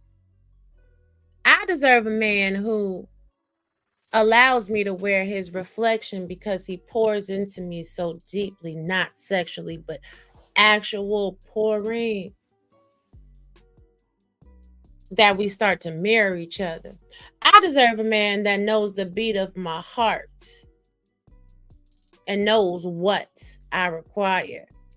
Now, the bonus, the cherry on the sundae, the cherry, the sprinkles, is whatever else that he brings to the table in order to make our life that much more appealing and pleasing. See, I deserve a man that, if he should so ever catch me on social media wilding out, ain't gonna be like, what are you doing, beloved? Get your ass down from the internet. Come and talk to me. Let's reevaluate some things, or let's have a laugh about some shit. I deserve a man that's a protector and a provider. I deserve a man I can depend on. Someone to watch over me. Not someone I have to watch over. Not someone I have to police. Not someone that I have to be a mama because his mother didn't raise him right. Not someone that I have to save from bad decisions because his mind doesn't work right and I have to think for the both of us. I deserve a man that lets me have a soft girl era and rest in my femininity. I deserve a man that I can cook for gleefully and that will gleefully cook for me. I deserve a man, girl, that I can move around and twerk something on because he got more than 4 inches to offer. I deserve a man that's going to rock me to my core and my soul. Ooh, my soul cried out, hallelujah. I thank God for saving me. See, but you don't know nothing about that because you're too busy trying to control your man. And a lot of these women is out here too busy trying to control their man because they man don't got no control in them. Because they man ain't ishing now. No, act right on no level. Their man's is not intellectually stimulating. The conversation is quite pedantic. And their vaginas are sitting on dry, which is why they have to sell them all over social media. But we have Happy Life in the bag, so let's bring him up on stage. Hey, Happy Life! What up? What up? What? Lola. Mixed love with passions. I like that clip.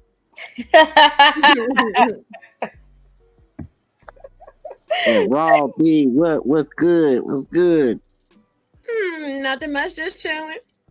So I got a quick question. Do y'all think that the boyfriend is better than the baby daddy? Because sometimes the boyfriend knows how to do pipe better than the baby daddy, or the baby daddy is more financially stable. So In what situation you mean? Like, say your baby daddy divorced you or something. Do you think the baby daddy can rekindle that relationship, or do you think the boyfriend have the edge? Okay, I'll say in my experience, right? My first child's father, right? We knew each other when we were children. Like we knew each other around from the neighborhood, and I was about 8 years old. So our relationship was based on our childhood relationship. So it was more or less like a friendship, because it was from our childhood. Versus my other two, I met them when I was adults. So our relationship was very much different. When I changed as a person and I moved on based on what I need as a woman, right? Things in my past wasn't in my future. So even though I can say all my baby fathers, I mean, are handsome men. You see what I'm saying? And they're good in their own right in terms of, you know, their fathership and sonship. They're all good sons to their mothers. But you know, things just didn't work out with us. So I'm not going to say that I can't acknowledge that, right? And still understand that whoever I'm in a relationship with, it's because they are fulfilling a need that my baby daddies can't fill. Like, seriously. Like, my baby daddies is fulfilling the need based on our relationship over a child, not based on my love for them just in general without a child. That's not it. So I wouldn't say that the baby daddy has an edge over or vice versa, because the relationship dynamics are different. So yeah, no, unless we're not talking about baby daddies and we talking about exes. Like if it's just my ex, we don't have no kids together or something like that. I mean, I think that that's a interesting question. I'm gonna tell you this quote, right? The quote is, if you love two people, then you never loved the first one, right? Because you can't love two people at the same time. So if you was in a thing with someone and that thing is over, there's gonna be a type of love, you know, a level of care, especially if you have children together. But if you with something new, the person you with is the better because you with them. Like it's the problem with a lot of people is they put all weight on money. If money is that big of a component in the decision-making process with who you are going to be with, then it's already the expectation that the person that you're going to be with has a certain financial level of stability, right? So that's a non sequitur. Now, when it comes down to sex, everybody engages in coitus in a different fashion. Some people are jackrabbits. Some people are tender lovers. Some people know how to mix it up. Some people gonna give you the best FaceTime. Some people gonna have the bigger piece. Some people gonna have the smaller thing. Some people gonna shake you to the soul. Some people just gonna make you do a little, you know what I'm saying, a little, you know what I'm saying? And it is what it is. It's about what works for you in that moment.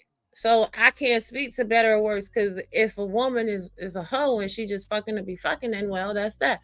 But if a woman is building a relationship because she wants to have a future and longevity, and she's not just thinking about the moment, then that is what it is too. Hey, bro, let me ask you something right to that point. Would you agree or disagree that to his question about who has the edge, to some degree, it is based on the character of the woman in that. If you a bad character woman and you lost out on a good dude, and let's say you get with a dude, Pookie, black Pookie, white Pookie, whatever, technically, right, your ex, your baby daddy, right, based on you being a bad character woman, might be a better man than the man that you with. However, because of your character, you might not deserve to be with him. However, it doesn't erase the fact that your ex or baby daddy might be a better man than your current man, just simply based on your character. I mean, I agree. Like, listen, at the end of the day, and Larry, we're gonna get back to your comment. Homeboy Blaze made a great point. The newness can be blinding, especially if you've been in a long-term relationship before the new person. The reality is, newness can be blinding. But what Lola's saying is true too. If you real ain't shit and you used to eating, you know what I'm saying? I don't want to say ramen because ramen can be turned up. It could be sexy. If you used to eating tuna out the can, all right, and then you get introduced to tuna tartare, okay? You might be in love because shit, I never had tuna tartare before. So, you know, again, a lot of people are prostitutes. They can be bought for the money. She works hard for the money. So hard for it, honey. Bring it. You know what I'm saying? They do whatever it is that they gotta do to keep the money flowing, and it's not real love, which is why these relationships don't last. Even these marriages, I be telling people, yo, marriage rates are quite astonishing because people be doing the most just to end up in a short-term thing. 5 to 7 years and then it's over with. People be excited as fuck in the honeymoon phase. Oh my God. And that's another thing too. In your honeymoon phase, you know, that one time in band camp when I was married, that first year or two, like I legitimately didn't have time for anything else that wasn't a critical element to the lifestyle that my family and I were living. Fuck I look like? What the fuck y'all look like as newlyweds? Arguing on social media. You wanna argue? I can't argue with you, no. Look at you. You mad. And you big man. Cause you're Big man. Ain't fucking you mad. Let me stop. See, y'all don't want me to remix it. It's the remix. Y'all want me to start remixing songs. Like, yo, if you are married and you happy, if you happy and you know it, clap your hands. You shouldn't be. You should be on social media talking about important issues, having conversations like these. Sure, but you should not be arguing, and you should not be arguing all night. Not even saying that you should be fucking. Like in the nighttime, y'all should be watching movies, having conversations, building foundation, cuddling. Lay your head on my pillow and just relax, relax, relax. Why is your man not making you relax? Ah, damn. I think to a degree, right, with Fantasy Island Girl, like a lot of women, right, you talk about your relationship relative to other women's relationships when it suits you, meaning when it benefits you. But in truth, your relationship is not but so much of a benefit to you because we see you talking about it at certain points, but we don't really see that on you. Meaning, she could have came on the live and said respectfully, Raw B, I think that we're skipping over how important communication is over money in relationships. And if there was an opportunity for him to talk to his wife, he should have called at least give her the choice to say okay or no, whatever, right? But instead, she came up upset and feeling like it was a personal circumstance and talking about this is stupid or something she said. And I was like, hold on, we're talking about Robbie's opinion, which can't be stupid because it's a subjective conversation. It really is subjective. So what do you mean? I can understand you articulating your position as a married woman, but for you to call somebody else's position stupid or dumb or whatever the case may be, and like that tells me that you got some personal issues that you dealing with, like because you telegraphing, as they say in martial arts, you telegraphing right now, and I see you coming. But at the end of the day, Robbie is right. If your marriage is really that great, right, and your man would never sit and spend his money, y'all money, on his father to save his father's life because he respect you so much, okay, if that's the type of relationship you have, you could have easily came on and said, listen, this is the relationship that I have and this is why it works for us, in a calm fashion that represents your man in the best light. But what I seen, I was like, I need to see this nigga face. God damn, like what the fuck is going on here with you? Like, But I respect the fact that she came up and whatever. But the way she came up, I'm gonna be honest with you, I'm not a psychologist, but I ain't dumb either. Like I can tell there's some weighing of the hearts that got there's some problems over there with her when it comes to that. Yeah. Well, this is the thing. This is the thing where I found her to be summarily a moron. Just Fucking moronic. Not the moral. Get him. Well, you're not married, so how would you know? I mean, you're divorced. I don't understand that part. What do you mean? What is she talking? By default, wait. By default, I've been married. So the premise of that statement falls flat because I've actually been in a marriage. Number one. Number two, as a grown adult, I know what I'm doing in marriage. I ain't have to cut myself to get a husband, and I didn't have to change my personality, and I never will. So I know exactly what it is I'm gonna be doing. I mean, Shorty was just mad. Shorty just likes to be upset, and it's cute. But that's the same trash ass type of bitch that the vast majority of men have to deal with. Trash ass bitches that don't know how to control their emotions, that project because they ain't never had nothing nice because they go to Olive Garden and they cry with the first nigga that take them to the motherfucking Olive Garden because they ain't go with their homegirl. They ain't had nobody to call up and be like, hey, Lola, what you doing, bitch? Today we go to Olive Garden. All right, get in the car. See you in 20 minutes. They couldn't do that shit. You know what I'm saying? So, I don't know. I mean, Fantasy don't know what she wants. I mean, the lady's all over the damn place. She just...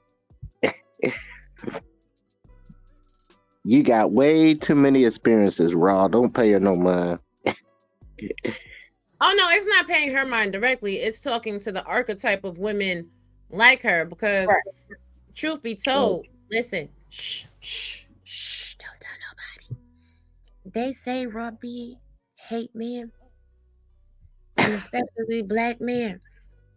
But Robbie really love black men. She only deal with black men. She raising a black man. And somebody that has a vagina needs to talk to these women that's out here acting stupid. Not only can they not wash their pussy, I get it. They can't go outside without makeup. They gotta have plastic surgery so they could let them things be thanging. God bless it. Blessed assurance. You know what I'm saying? They trying to do the most because they're not comfortable in the skin that they're in. See, for me, it doesn't matter if you're skinny and you're flat as a board. You remember back in the day we used to play that game, light as a feather, stiff as a board. If you as light as a feather, stiff as a board, you are perfectly fine just the way you are. If you are voluptuous and voluminous, honey, you are perfectly fine just the way you are. But until you understand who you are as an individual, until you are comfortable in the skin that you're in, until you know who you are as a man or as a woman, you're not going to have a successful relationship past a certain level. Sure, you can pretend for a brief span of time, but love that will last the test of time, nah, you can't have it. And that was another part of the conversation over there in AOC yesterday, you know, because I came up there because I'm like, yo, people are wilding out right now. Well, you have to compromise. You don't have to compromise if you know who you are, you know who someone else is, and then y'all build a relationship based on that. It's not compromising. It's okay. In this moment, this is what you're choosing to do, and I respect your choice. There's a difference. Yeah. That's just me though. No, I feel you on that because sometimes the conversation can kind of get lost in the forest, right? But I think you make a compelling point that when you're talking about relationships, we're not just talking about straight survival. He makes X, you wash the dishes. Like that's not what we're talking about. Relationships are complicated, and that in this instance, you have to decide, well, is 20 years of savings worth your relationship with your husband in terms of his inner thoughts about you when it comes to what played out with his parents, right? And that's an important relationship. Like, how do you respect his parents and what that affects on your relationship, right? That's something that We can't have that conversation if we want to talk about, oh, I'm dating a high value man. Like we can't get there talking about that. We just can't. Oh, yeah. But this is the conversations that women tend to not want to have, because no matter how much money your man make, whether you married or not, if he the type of man that don't understand simple things, like when he's being disrespected, listen, stop acting like you're dating a high value man because he has some money. If he should get in an accident tomorrow and can't go to work, you fuck this shit, and obviously your value is equivalent to his. So let's stop with that. And I get it, men do need to make money. I was on a stream the other day saying, listen, if you don't make a certain amount, right, you shouldn't really be out here dating and acting like you ready to have kids when you really not, because we all know what 40K and 30K is hitting on when you got 3 and 4 kids.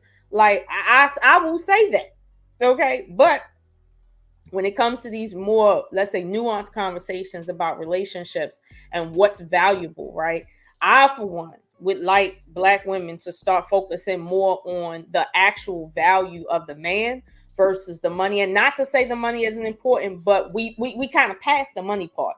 We making our own money. Everybody can get money. As you can see, she making 8K specifically, just showing her tits or whatever. Like, so here's the thing, 8K don't mean shit. You don't have to, as Verado said, you don't have to do much to make that kind of money. You're not important to society because you can show your tits off and make 8K a month, and somebody else is working hard as shit making 5K a month. Like, listen, stop. Everybody getting money, so we don't need to talk about that. But what we do need to talk about is this character that's driving why relationships aren't working out. It don't matter how much money your nigga make.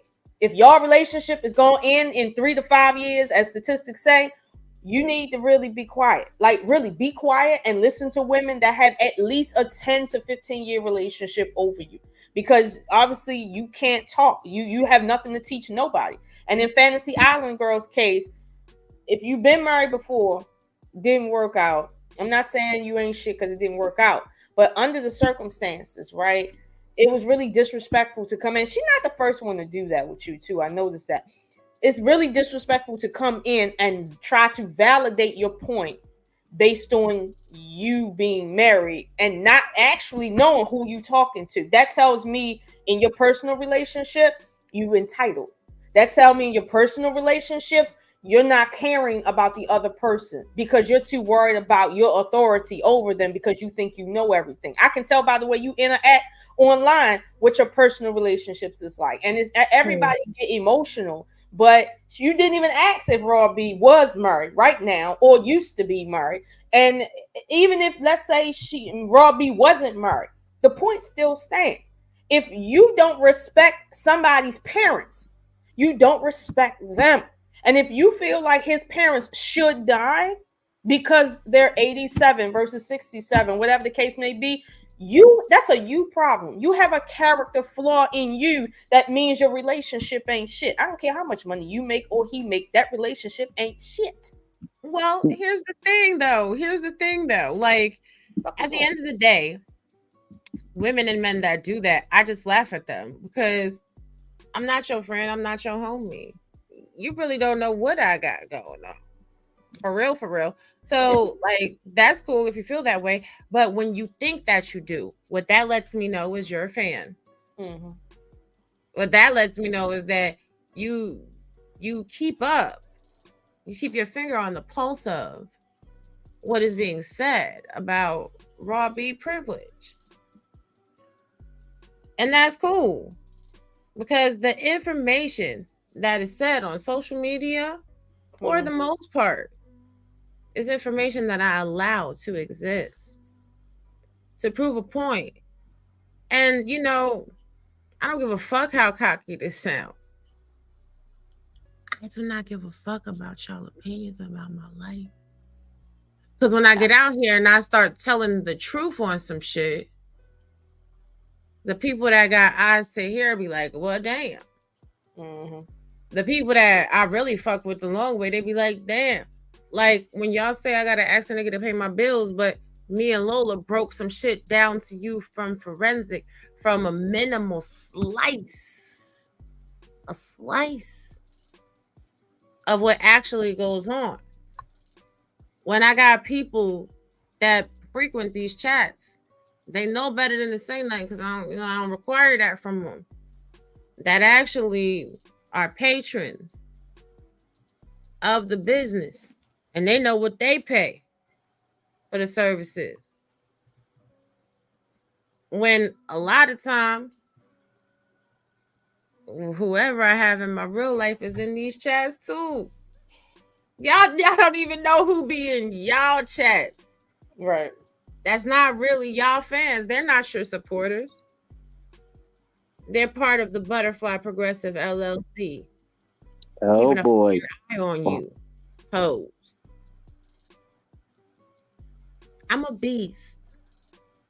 And I'm built a lot tougher than a lot of you bitches.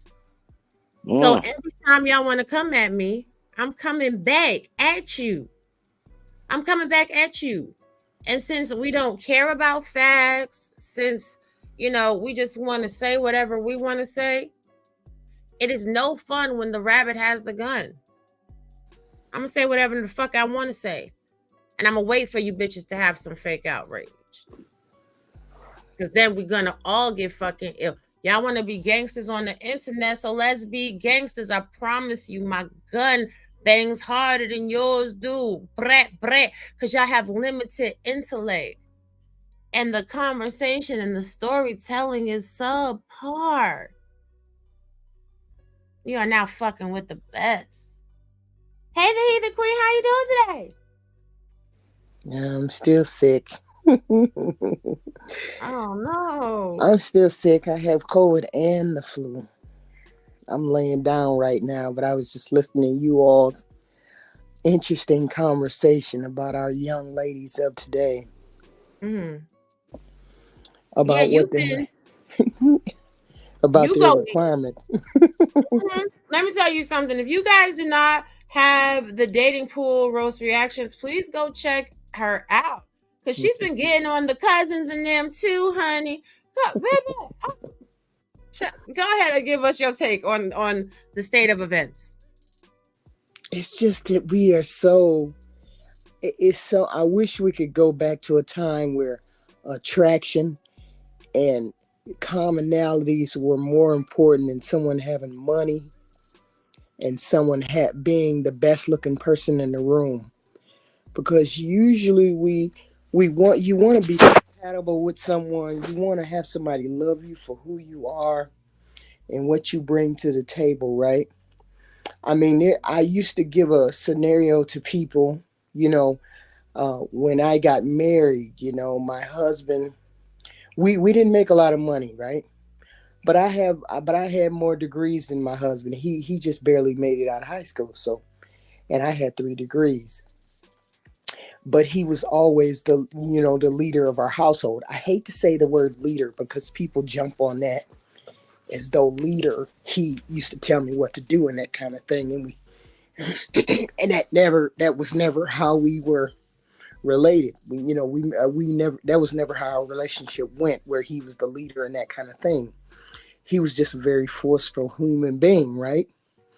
And we met in a bar. I was a waitress. I had just graduated from college, trying to make some money, and I brought him the wrong drink, and we were together from that time on, 30-some years, right?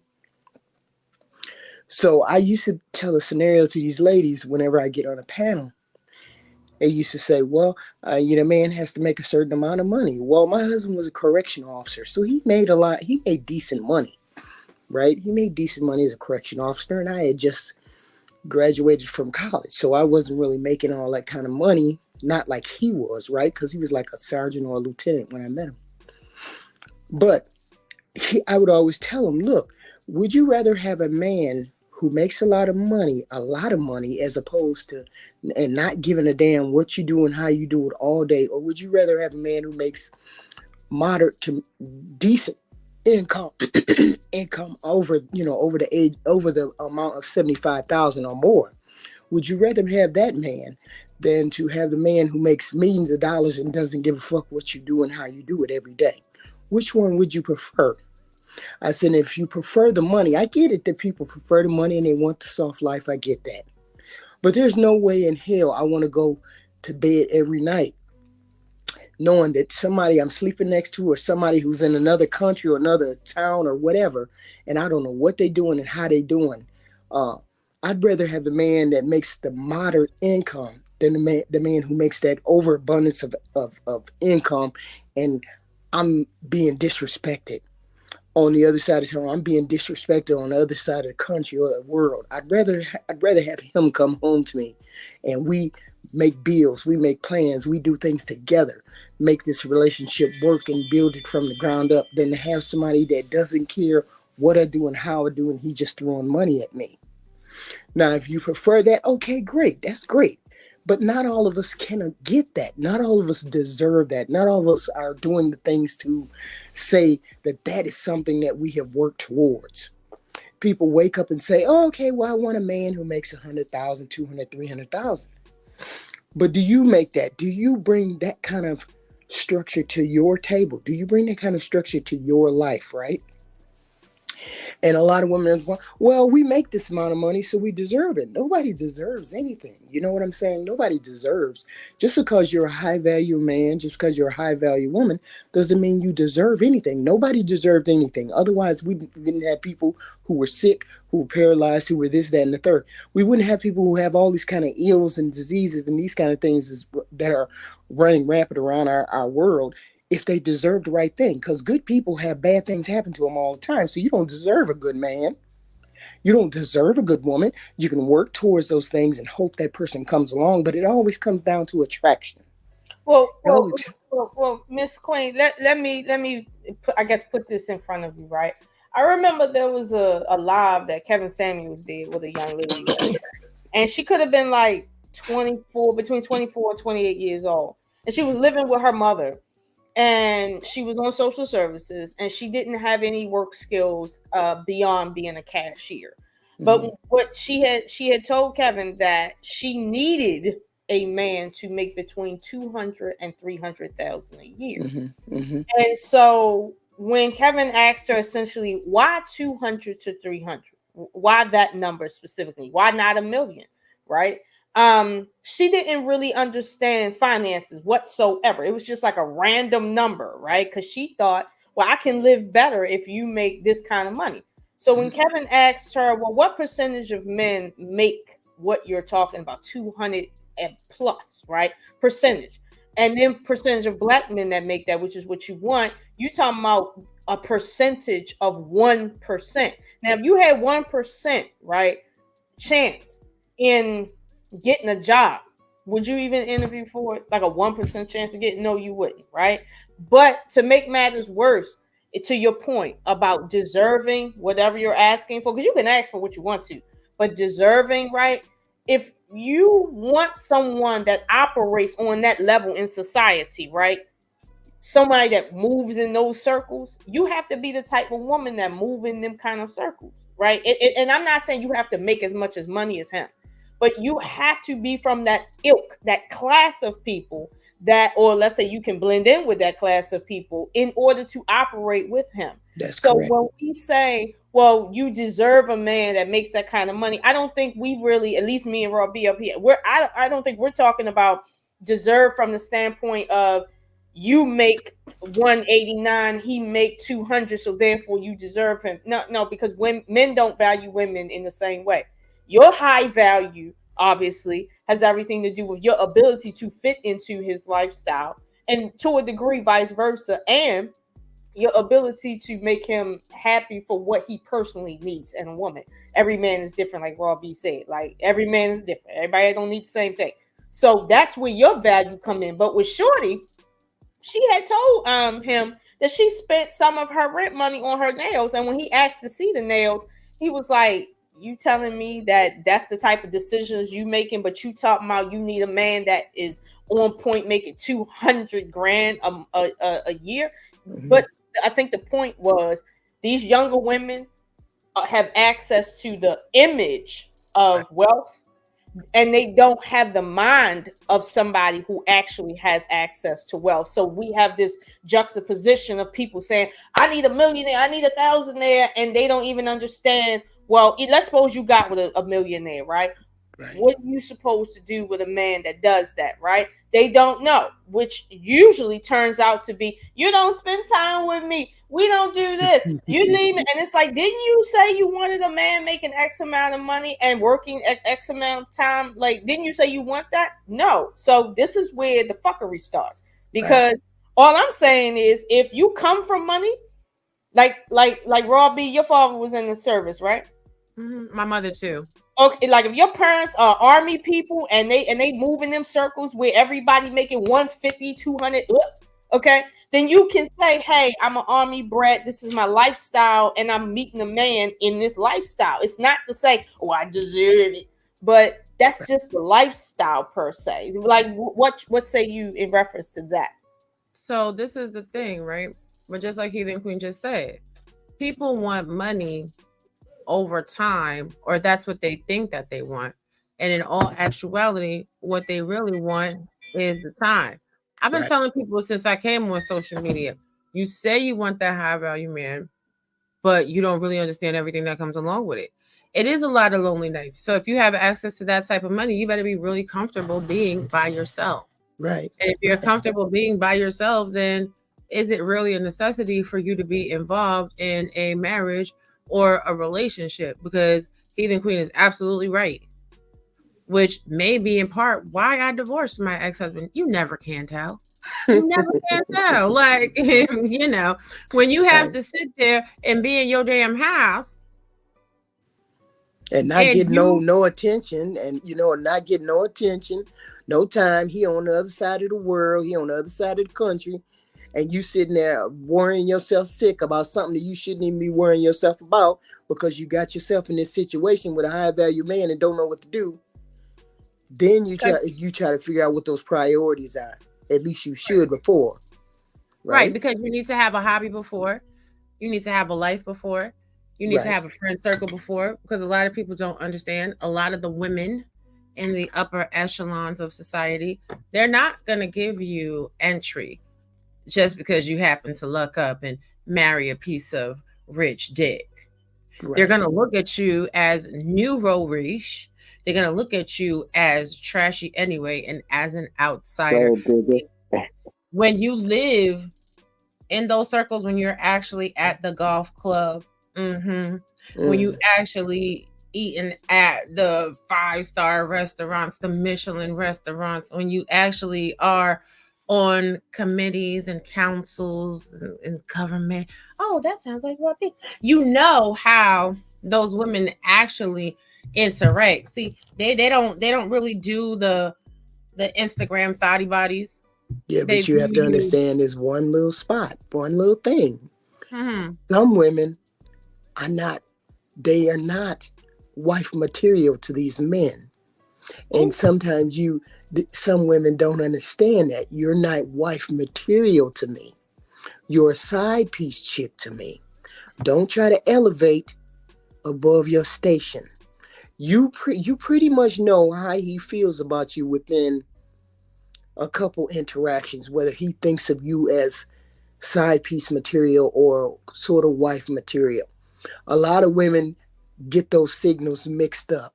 And I get it. You want to be the wife, you want to be the wife material, but there ain't no way you bum Keisha jumping out the hood thinking that Warren Buffett is trying to make you the wife. Look at the chick that Warren Buffett is with right now. No, not Warren Buffett. I'm sorry. Bezos. Look at the chick that Jeff Bezos is with right now. Do you see that child coming out with her body all hanging all out? That she got tight clothes on. She looked like she jumped straight out the hood, but she white.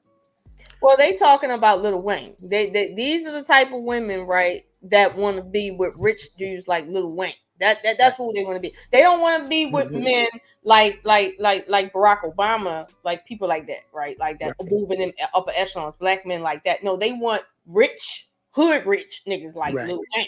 That's what they want.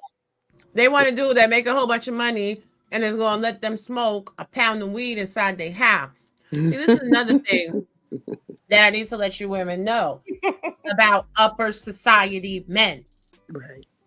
You're not going to be drinking all the time around upper society men. It's day class A. It's frowned upon. You're not going to be getting high all the time with upper society men. It's frowned upon. You're not going to be able to dress from like Sheen and be showing your whole body. You can still be sexy, but you have to be covered up because of the way they move and the circles they're going to be in. You're going to walk in a room with your titties on display and a room full of women that are sexy as shit and they're covered up and looking classy. See, they want ghosts from power. Say so. Get into it. They want them dignified hoodlums. Say so. You have to know how to use a whole spread of cutlery. Okay? From the shrimp fork to the dessert spoon. You have to know what glasses are appropriate to what course that you're eating. It's called homework, right? It's called homework. You have homework to do. If you're trying to move above your station, you have homework to do. You just can't come bum Keisha and then walk in and try to work with power, with ghost power. There's homework to do. There's clothing to study. There's cutlery to study. There's all kinds of mannerisms to study before you can walk into that particular role and make that man believe that you're on his same level. But if you're just going to walk in there and you're bum Keisha thinking that, oh, my body is going to do the thing. Don't you think he sees about 10, 20, 30 bodies a week that he would want to be more than happy associated with? What makes you think yours is a special one? Wait, let's take it a step deeper. The 1% or the percentage of the 1% that make that much money, it is very true what these men tell you about high value men. They have options. Every 10 years or so, they're going to trade you in for a newer model. Not because there's anything wrong with you, but simply because they can. And those of you that are out here fucking up your body with these plastic surgeries, you saw what happened to K. Michelle, right? She had to take that shit out of her ass. A lot of people are taking the implants, the injections, they're taking the shit out. Even if you get your titties done. Don't be a broke bitch if you get your titties done. You better have the re-up money for the 10 years down the line. Because within 10 years, you're supposed to remove those implants from your body and replace them to be sure that you don't have any interstitial damage inside of the matrix of your breast tissue. Oh no, shit, I forgot. I do have a degree in nursing as well. Jesus Christ, Latter-day Saints, and the Mormons. But you know, people better go on ahead and be happy with that AK. Good God Almighty. Listen, I'll be honest with you. I ain't for all that cutting into me stuff. I'm like, look, I'm good on that, right? So here's my thing, right? To your point, Miss Heaven, I don't understand if a woman wants that lifestyle with a man, why not just study that lifestyle and just access to it? Why not just study? Why do you feel like you're gonna maintain that low grade ghetto mentality and look, and they're supposed to bring you or come down to your level? I mean, if you want to be on that level, and let's say you a gold digger, do your homework in how to move with men like that, how to get men like that, what they want, what they like, sort of like what Kevin Samuel said. What do they like? What do they go for? Where they be at and stuff like that. Like, why is it that y'all ghetto bitches for real think that you gonna sit and I don't know, like I just don't understand why you don't want to do the homework. Not to say that you're really good for real, you're a good woman, because we talking about character tonight. It's not to say you got good character, but at least you got the gall to do your homework and say, okay, let me be what I need to be to get what I need to get. A lot of chicks running around out here with furry slippers talking about they want a high value man. Bonnets on. I mean, like I be like, yo, are you kidding me? You got a bonnet and you got a bonnet and you're going to the store, but this is not the type of man that you want. The one thing I listened to Kevin Samuels excuse me. Excuse me. I remember listening to him and him saying, you know what type of man you like. We all know what type of man we like, right? So we like that type of man. But does that man like us? Does the type of man we want us? You have to be the type of woman that man wants. You can't just be who you want to be and get that man, because he's not going to look. You have to get into the room and be the type. Even if that man likes square women, you have to turn yourself into a square woman in order to get the man that you want. And a lot of women say, I'm not going to change. I'm not going to do whatever. Then that's fine. You don't want to change. Then you don't want the man you want. I used to have a conversation with the women that I used to counsel, I worked with, right? And when the men used to come up and say, well, how do you get, what do you think about the Kevin Samuels phrase, you have to dress for the man you want? And I used to tell them, the man I want doesn't like fat women. Mm-hmm. The man I want wants a refined woman. Mm-hmm. So therefore, I have to do what I have to do to stay slim. I have to do what I have to do in order to be refined, because I'm looking for that particular type of man. I'm not looking for Joe Blow that just walks in off the show. I'm not saying that my stature or anything else is up to par. I'm saying I'm working towards the man that I want to have. And that man doesn't like fat women, and that man likes refined women. Okay? So that's the premise that I work from. And a lot of women don't work from that premise. You know what type of man you like. Does he like you though? But too, even go ahead. So now someone did tell me that you had some BBW slander, Heathen Queen. BBW slander. Mm-hmm. That you was talking big mess on the BBWs, honey. You was hating on the big girls. Oh, you mean on my show? Mm-hmm. Oh, that's just a show. That's not real. All right. What are we talking about? I respect it. I'm telling, that's my show. I'm all for girl power and doing the things that women need to do. No, I'm not doing that. I'm saying you want a certain person. Mm-hmm. So if you want a certain person and you get on the show and you say, I want this particular person, you need to know what that man wants. If that man doesn't want a fat woman or a hefty woman, then you know you have work to do. If you're a fat woman, you know you have work to do if you want this, that, and the third. My show is not a reflection of me, my views, right? Some of those views, of course, are mine, of course, but it's mostly entertainment. But I get it. I have no problem with heavy girls, skinny girls, whatever. Everyone can ask for whatever they want to ask for, but you have to know what you want and know what the person that you want wants. If they want you like you are, then stay the way you are. If they don't, then you know you have work to do, right? But that's entertainment purpose. That's not. I hate that it came out that way. But it was just that I just fell into that. I just fell into that. Okay. I didn't really think that you meant it that way, but I did want to give you room, on a platform to talk about it, because at the end of the day, this also speaks to character and integrity when you're having conversations. Right. Now, I wanted to also elucidate a point, because if I was reactive, like the individual that we're talking about today, that conversation could have went a different way. It could have been boom, bam, bee, but I heard this, and whoop, whoop, whoop, wop, wop, wop. But see, the way the character is set up, again.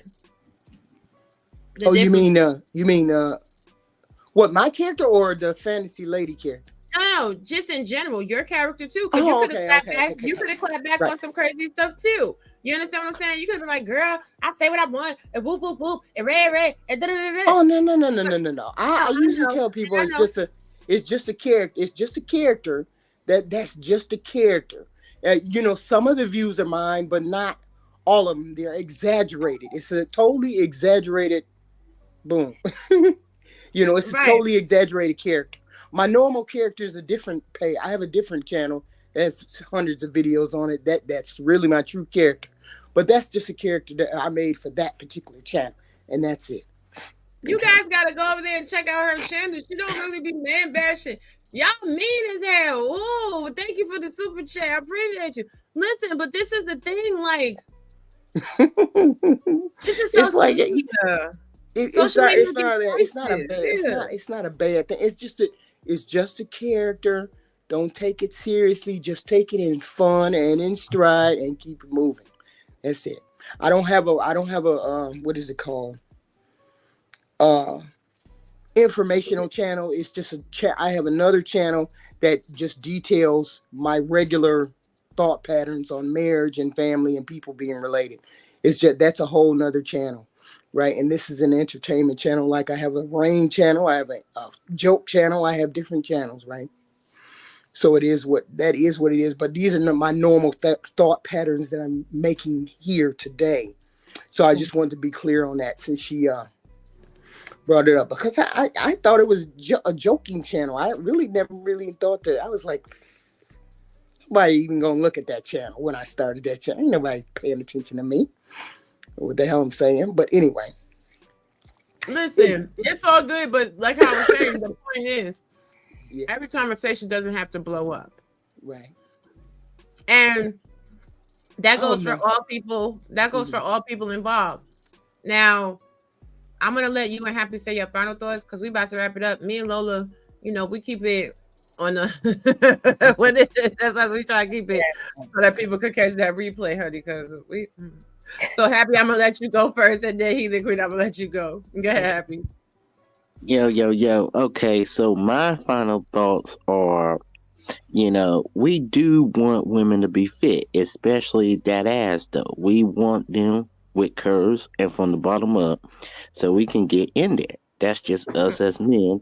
And then also, if I meet you in person and you got plastic surgery, I'm turned off by that immediately. I'm like, get out of my face, because I know once we get in, the breast imprint's gonna come out and all that shit. So yeah. So women, believe in yourself. Stop thinking about money so much. And I'm an advocate for 9-to-5 guys too. I think the 9-to-5 does way better than the Lil Wayne. Plus, we're gonna want multiple women. So that's my take. Well, Happy, I thank you for coming up, and I appreciate you. You take care, okay? You too. Thank you. Go ahead, Heathen Queen. Wait a minute. Did he say the regular Joe Blow is going to want multiple women? No, the wealthy ones. Oh, okay. I am advocating for the regular Joe Blow too. Because the regular Joe Blow, at least will probably be there to love you with all your flaws and all of your foibles and all your weight gain and all your weight loss and the whole nine, right? I'm all for the Joe Blow. I was married to a regular Joe Blow correctional officer, right? And I'm gonna give you the scenario that I had to give women. I normally give it to them. Would you rather be with a rich man or you be a poor man? My husband changed his shift. When I got pregnant, I had a baby and I had a C-section. He changed his shift so that he could put me to bed because I had an up and down C-section. He could put me to bed and make sure I was comfortable with me and the baby. And then I would go to sleep. He'd come home at 7. He'd make sure I got up, went to the bathroom. He'd make sure he'd take care of the baby while I was taking a shower. And he would lay down and he would sleep with the baby while I could get up and do some things while I was walking around. Now, would you rather have that type of scenario of a man every day who cares about you, loves you, concerns himself about you, or would you rather a man be on the other side of town with $1 million, sleeping with whoever you don't know, doing whatever you don't know, than to have a man sleep by your side every night and cares about you like that, and have just a small amount of money, not rich, 75, 100,000, 125,000. I'd rather have that type of man any day of the week than to have one who has millions of dollars and who don't care about me. And that's the scenario I give to women. Which one would you rather have? Well, and thank you, ladies. Well, thank you, and I appreciate you for coming up. I'm glad you came up. Maybe next time you will come on camera. Yeah, but I look terrible. No, I know you don't feel good. I know you don't feel good, but thank you for coming. Thank you all. All right, bye-bye. Okay, sis. Okay. Another banger. We did it again. Yeah. I think we did it. Now I will say that I think everyone, especially in their final thoughts, had some really good points in terms of, character development, right? And knowing what you're asking for and having the character to align yourself with it authentically, right? I think everybody has a good point on that. But what I'm gonna say is this, and it's only a caveat. I'm not trying to take away from what anybody else said. But what I will say is this: I did a video on my other channel on the love experience in reference to unconditional love, right? And it was a story from the Vedic tradition in reference to Krishna. And it's talking about Krishna being this rich king that is married to a bunch of women, right? But he's looking for unconditional love. And there's the parallel between what a rich man want and what a poor man want versus what any man need. So that story kind of teaches you like what's really important and how to look at rich versus not rich, because technically speaking your money doesn't dictate what you need, right? So even though some people would say stigmatically rich men trade you out, they want their options and stuff, at the end of the day, as the guy we spoke to earlier said, Barato, when you 65, 70 and you ailing, all the women you slept with is not going to equate to the one that's sitting by you ready to make sure that you got hot tea when you sick, that nobody coming and waking you up when you need to sleep, that's holding you down when you don't got it. Like none of that's going to matter. And the same thing that you want, a poor man need to.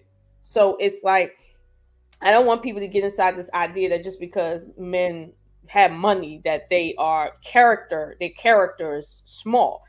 Not necessarily, because like she said, not like she said, but what she alluded to, poor men can feel like, hey, I want to sleep with a bunch of women too. I want to be polygynous too. We seeing a lot of that. So I mean, I don't want to kind of break that point. But when it comes to character, right? Whether you got money or you don't, right? Your character is something that people are gonna understand on sight. You can't hide who you really are. Just like with Fantasy Island Girl, like who you really are is going to show, and you can't really hide that. And the way you act with strangers gives us a peek into your personal life. And right now, in terms of character, we don't need more than a peek to see that there's some flaws that need to be fixed over there. But that's her life. But to the point, immediately, yeah, to the point that we're talking about, to the greater like community of Black women, we all can stand to fix our flaws. But in this case, a lot of us are talking too much about these niggas' money and not about our own character and our own standards and what we expect out of them in terms of standards. Like we're not talking enough about that. And a lot of us maybe that's our fault. We're not calling the shit out enough. Like when chicks get online and start bragging about money. Meanwhile, we know they ain't shit as a person. Like, listen, let's cut the conversation and start talking about some real shit for a second. Like, for real. Because I'm kind of tired of this. Like, I'm just kind of bored with all this. Well, I got a man. I'm married. Are you married? Bitch, don't nobody give a fuck if you married or not. I don't know if your relationship is worth me giving credit to because you simply married. Like, stop it. Like, stop coming on shows assuming that just because you married, nobody else is married. Nobody else has any experience in the conversation because you got a ring on your finger. Like, have some decorum with yourself. That's part of character development. Like knowing how to restrain what you might want to say based on what's necessary to say. Like, just because I ain't your man, don't mean that you don't owe me respect to have a conversation with me and not assume that anything about me, and honestly give me a window of opportunity to speak freely just like you. Like, my ideas are not dumb just because you don't agree with them. Like, that's not what that is. So, yeah. You know what? But that is a naive woman's game. A naive woman brags on the fact that they're married. Ask me how I know. Go ahead, Lola. Ask me how I know. How you know, Robbie? Because I used to be that level of naive. Oh, my. I used to be that level of naive, but see, when you're grown and you grow up, part of that character development is, and your parents tell you this. If you had good parents, you live a long enough life. you get enough wisdom to understand the difference. And you know, I'm not gonna knock her because she's married. But I will give her this advice. And they always say it takes one to know one. I can tell your marriage is not happy. Mm-hmm.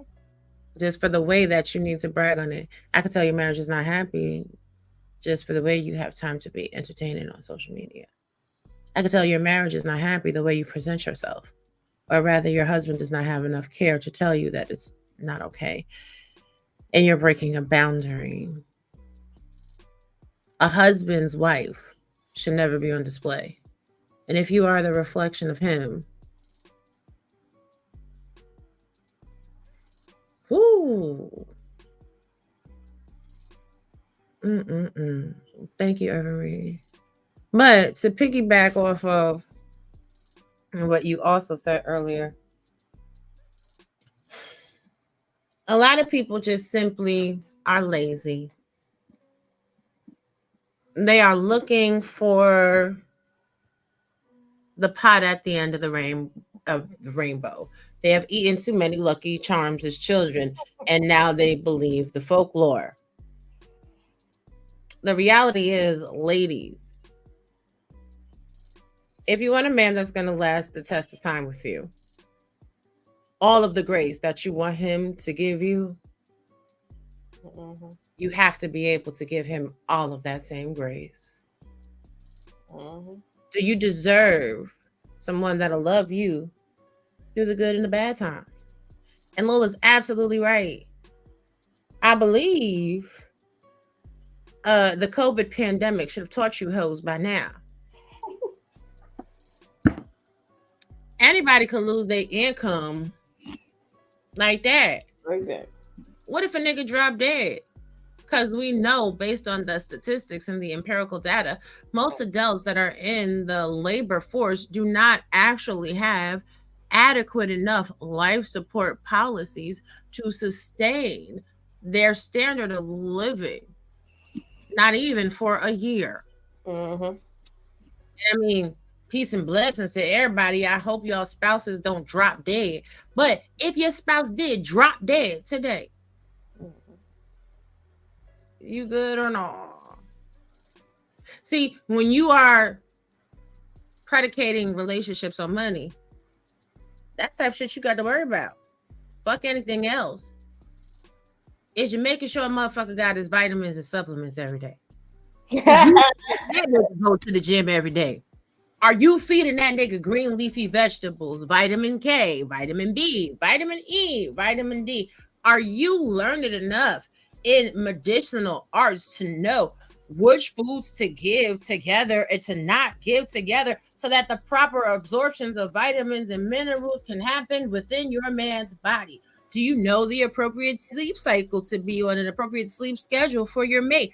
Do you have a TV in your bedroom? Because, you know, that's contraindicated for overall health, especially in older men. See, are you contributing to his stress, or are you decreasing his stress? Are you causing the arteries in his heart to contract and sclerose because you're feeding him a fatty ass diet of lobster and steak and never, ever, never feeding appropriate nutrition? See, there's so many things I could tell y'all, but you know, I ain't married and shit. But I tell you what, whoever he is, if he is or if he ain't, my zaddy, he good. He good. I'm good. We good. Skin is glowy and dewy without a highlighter, without no makeup, honey. And when I want to, I can let them things thing without letting them things thing. See you, man. See you, man. Anyway, y'all, this has been another episode of FBI Fake Bitch Investigations, and we have determined that Fantasy Island and bitches of her ilk are in fact the fakest bitches in society. Buyer beware.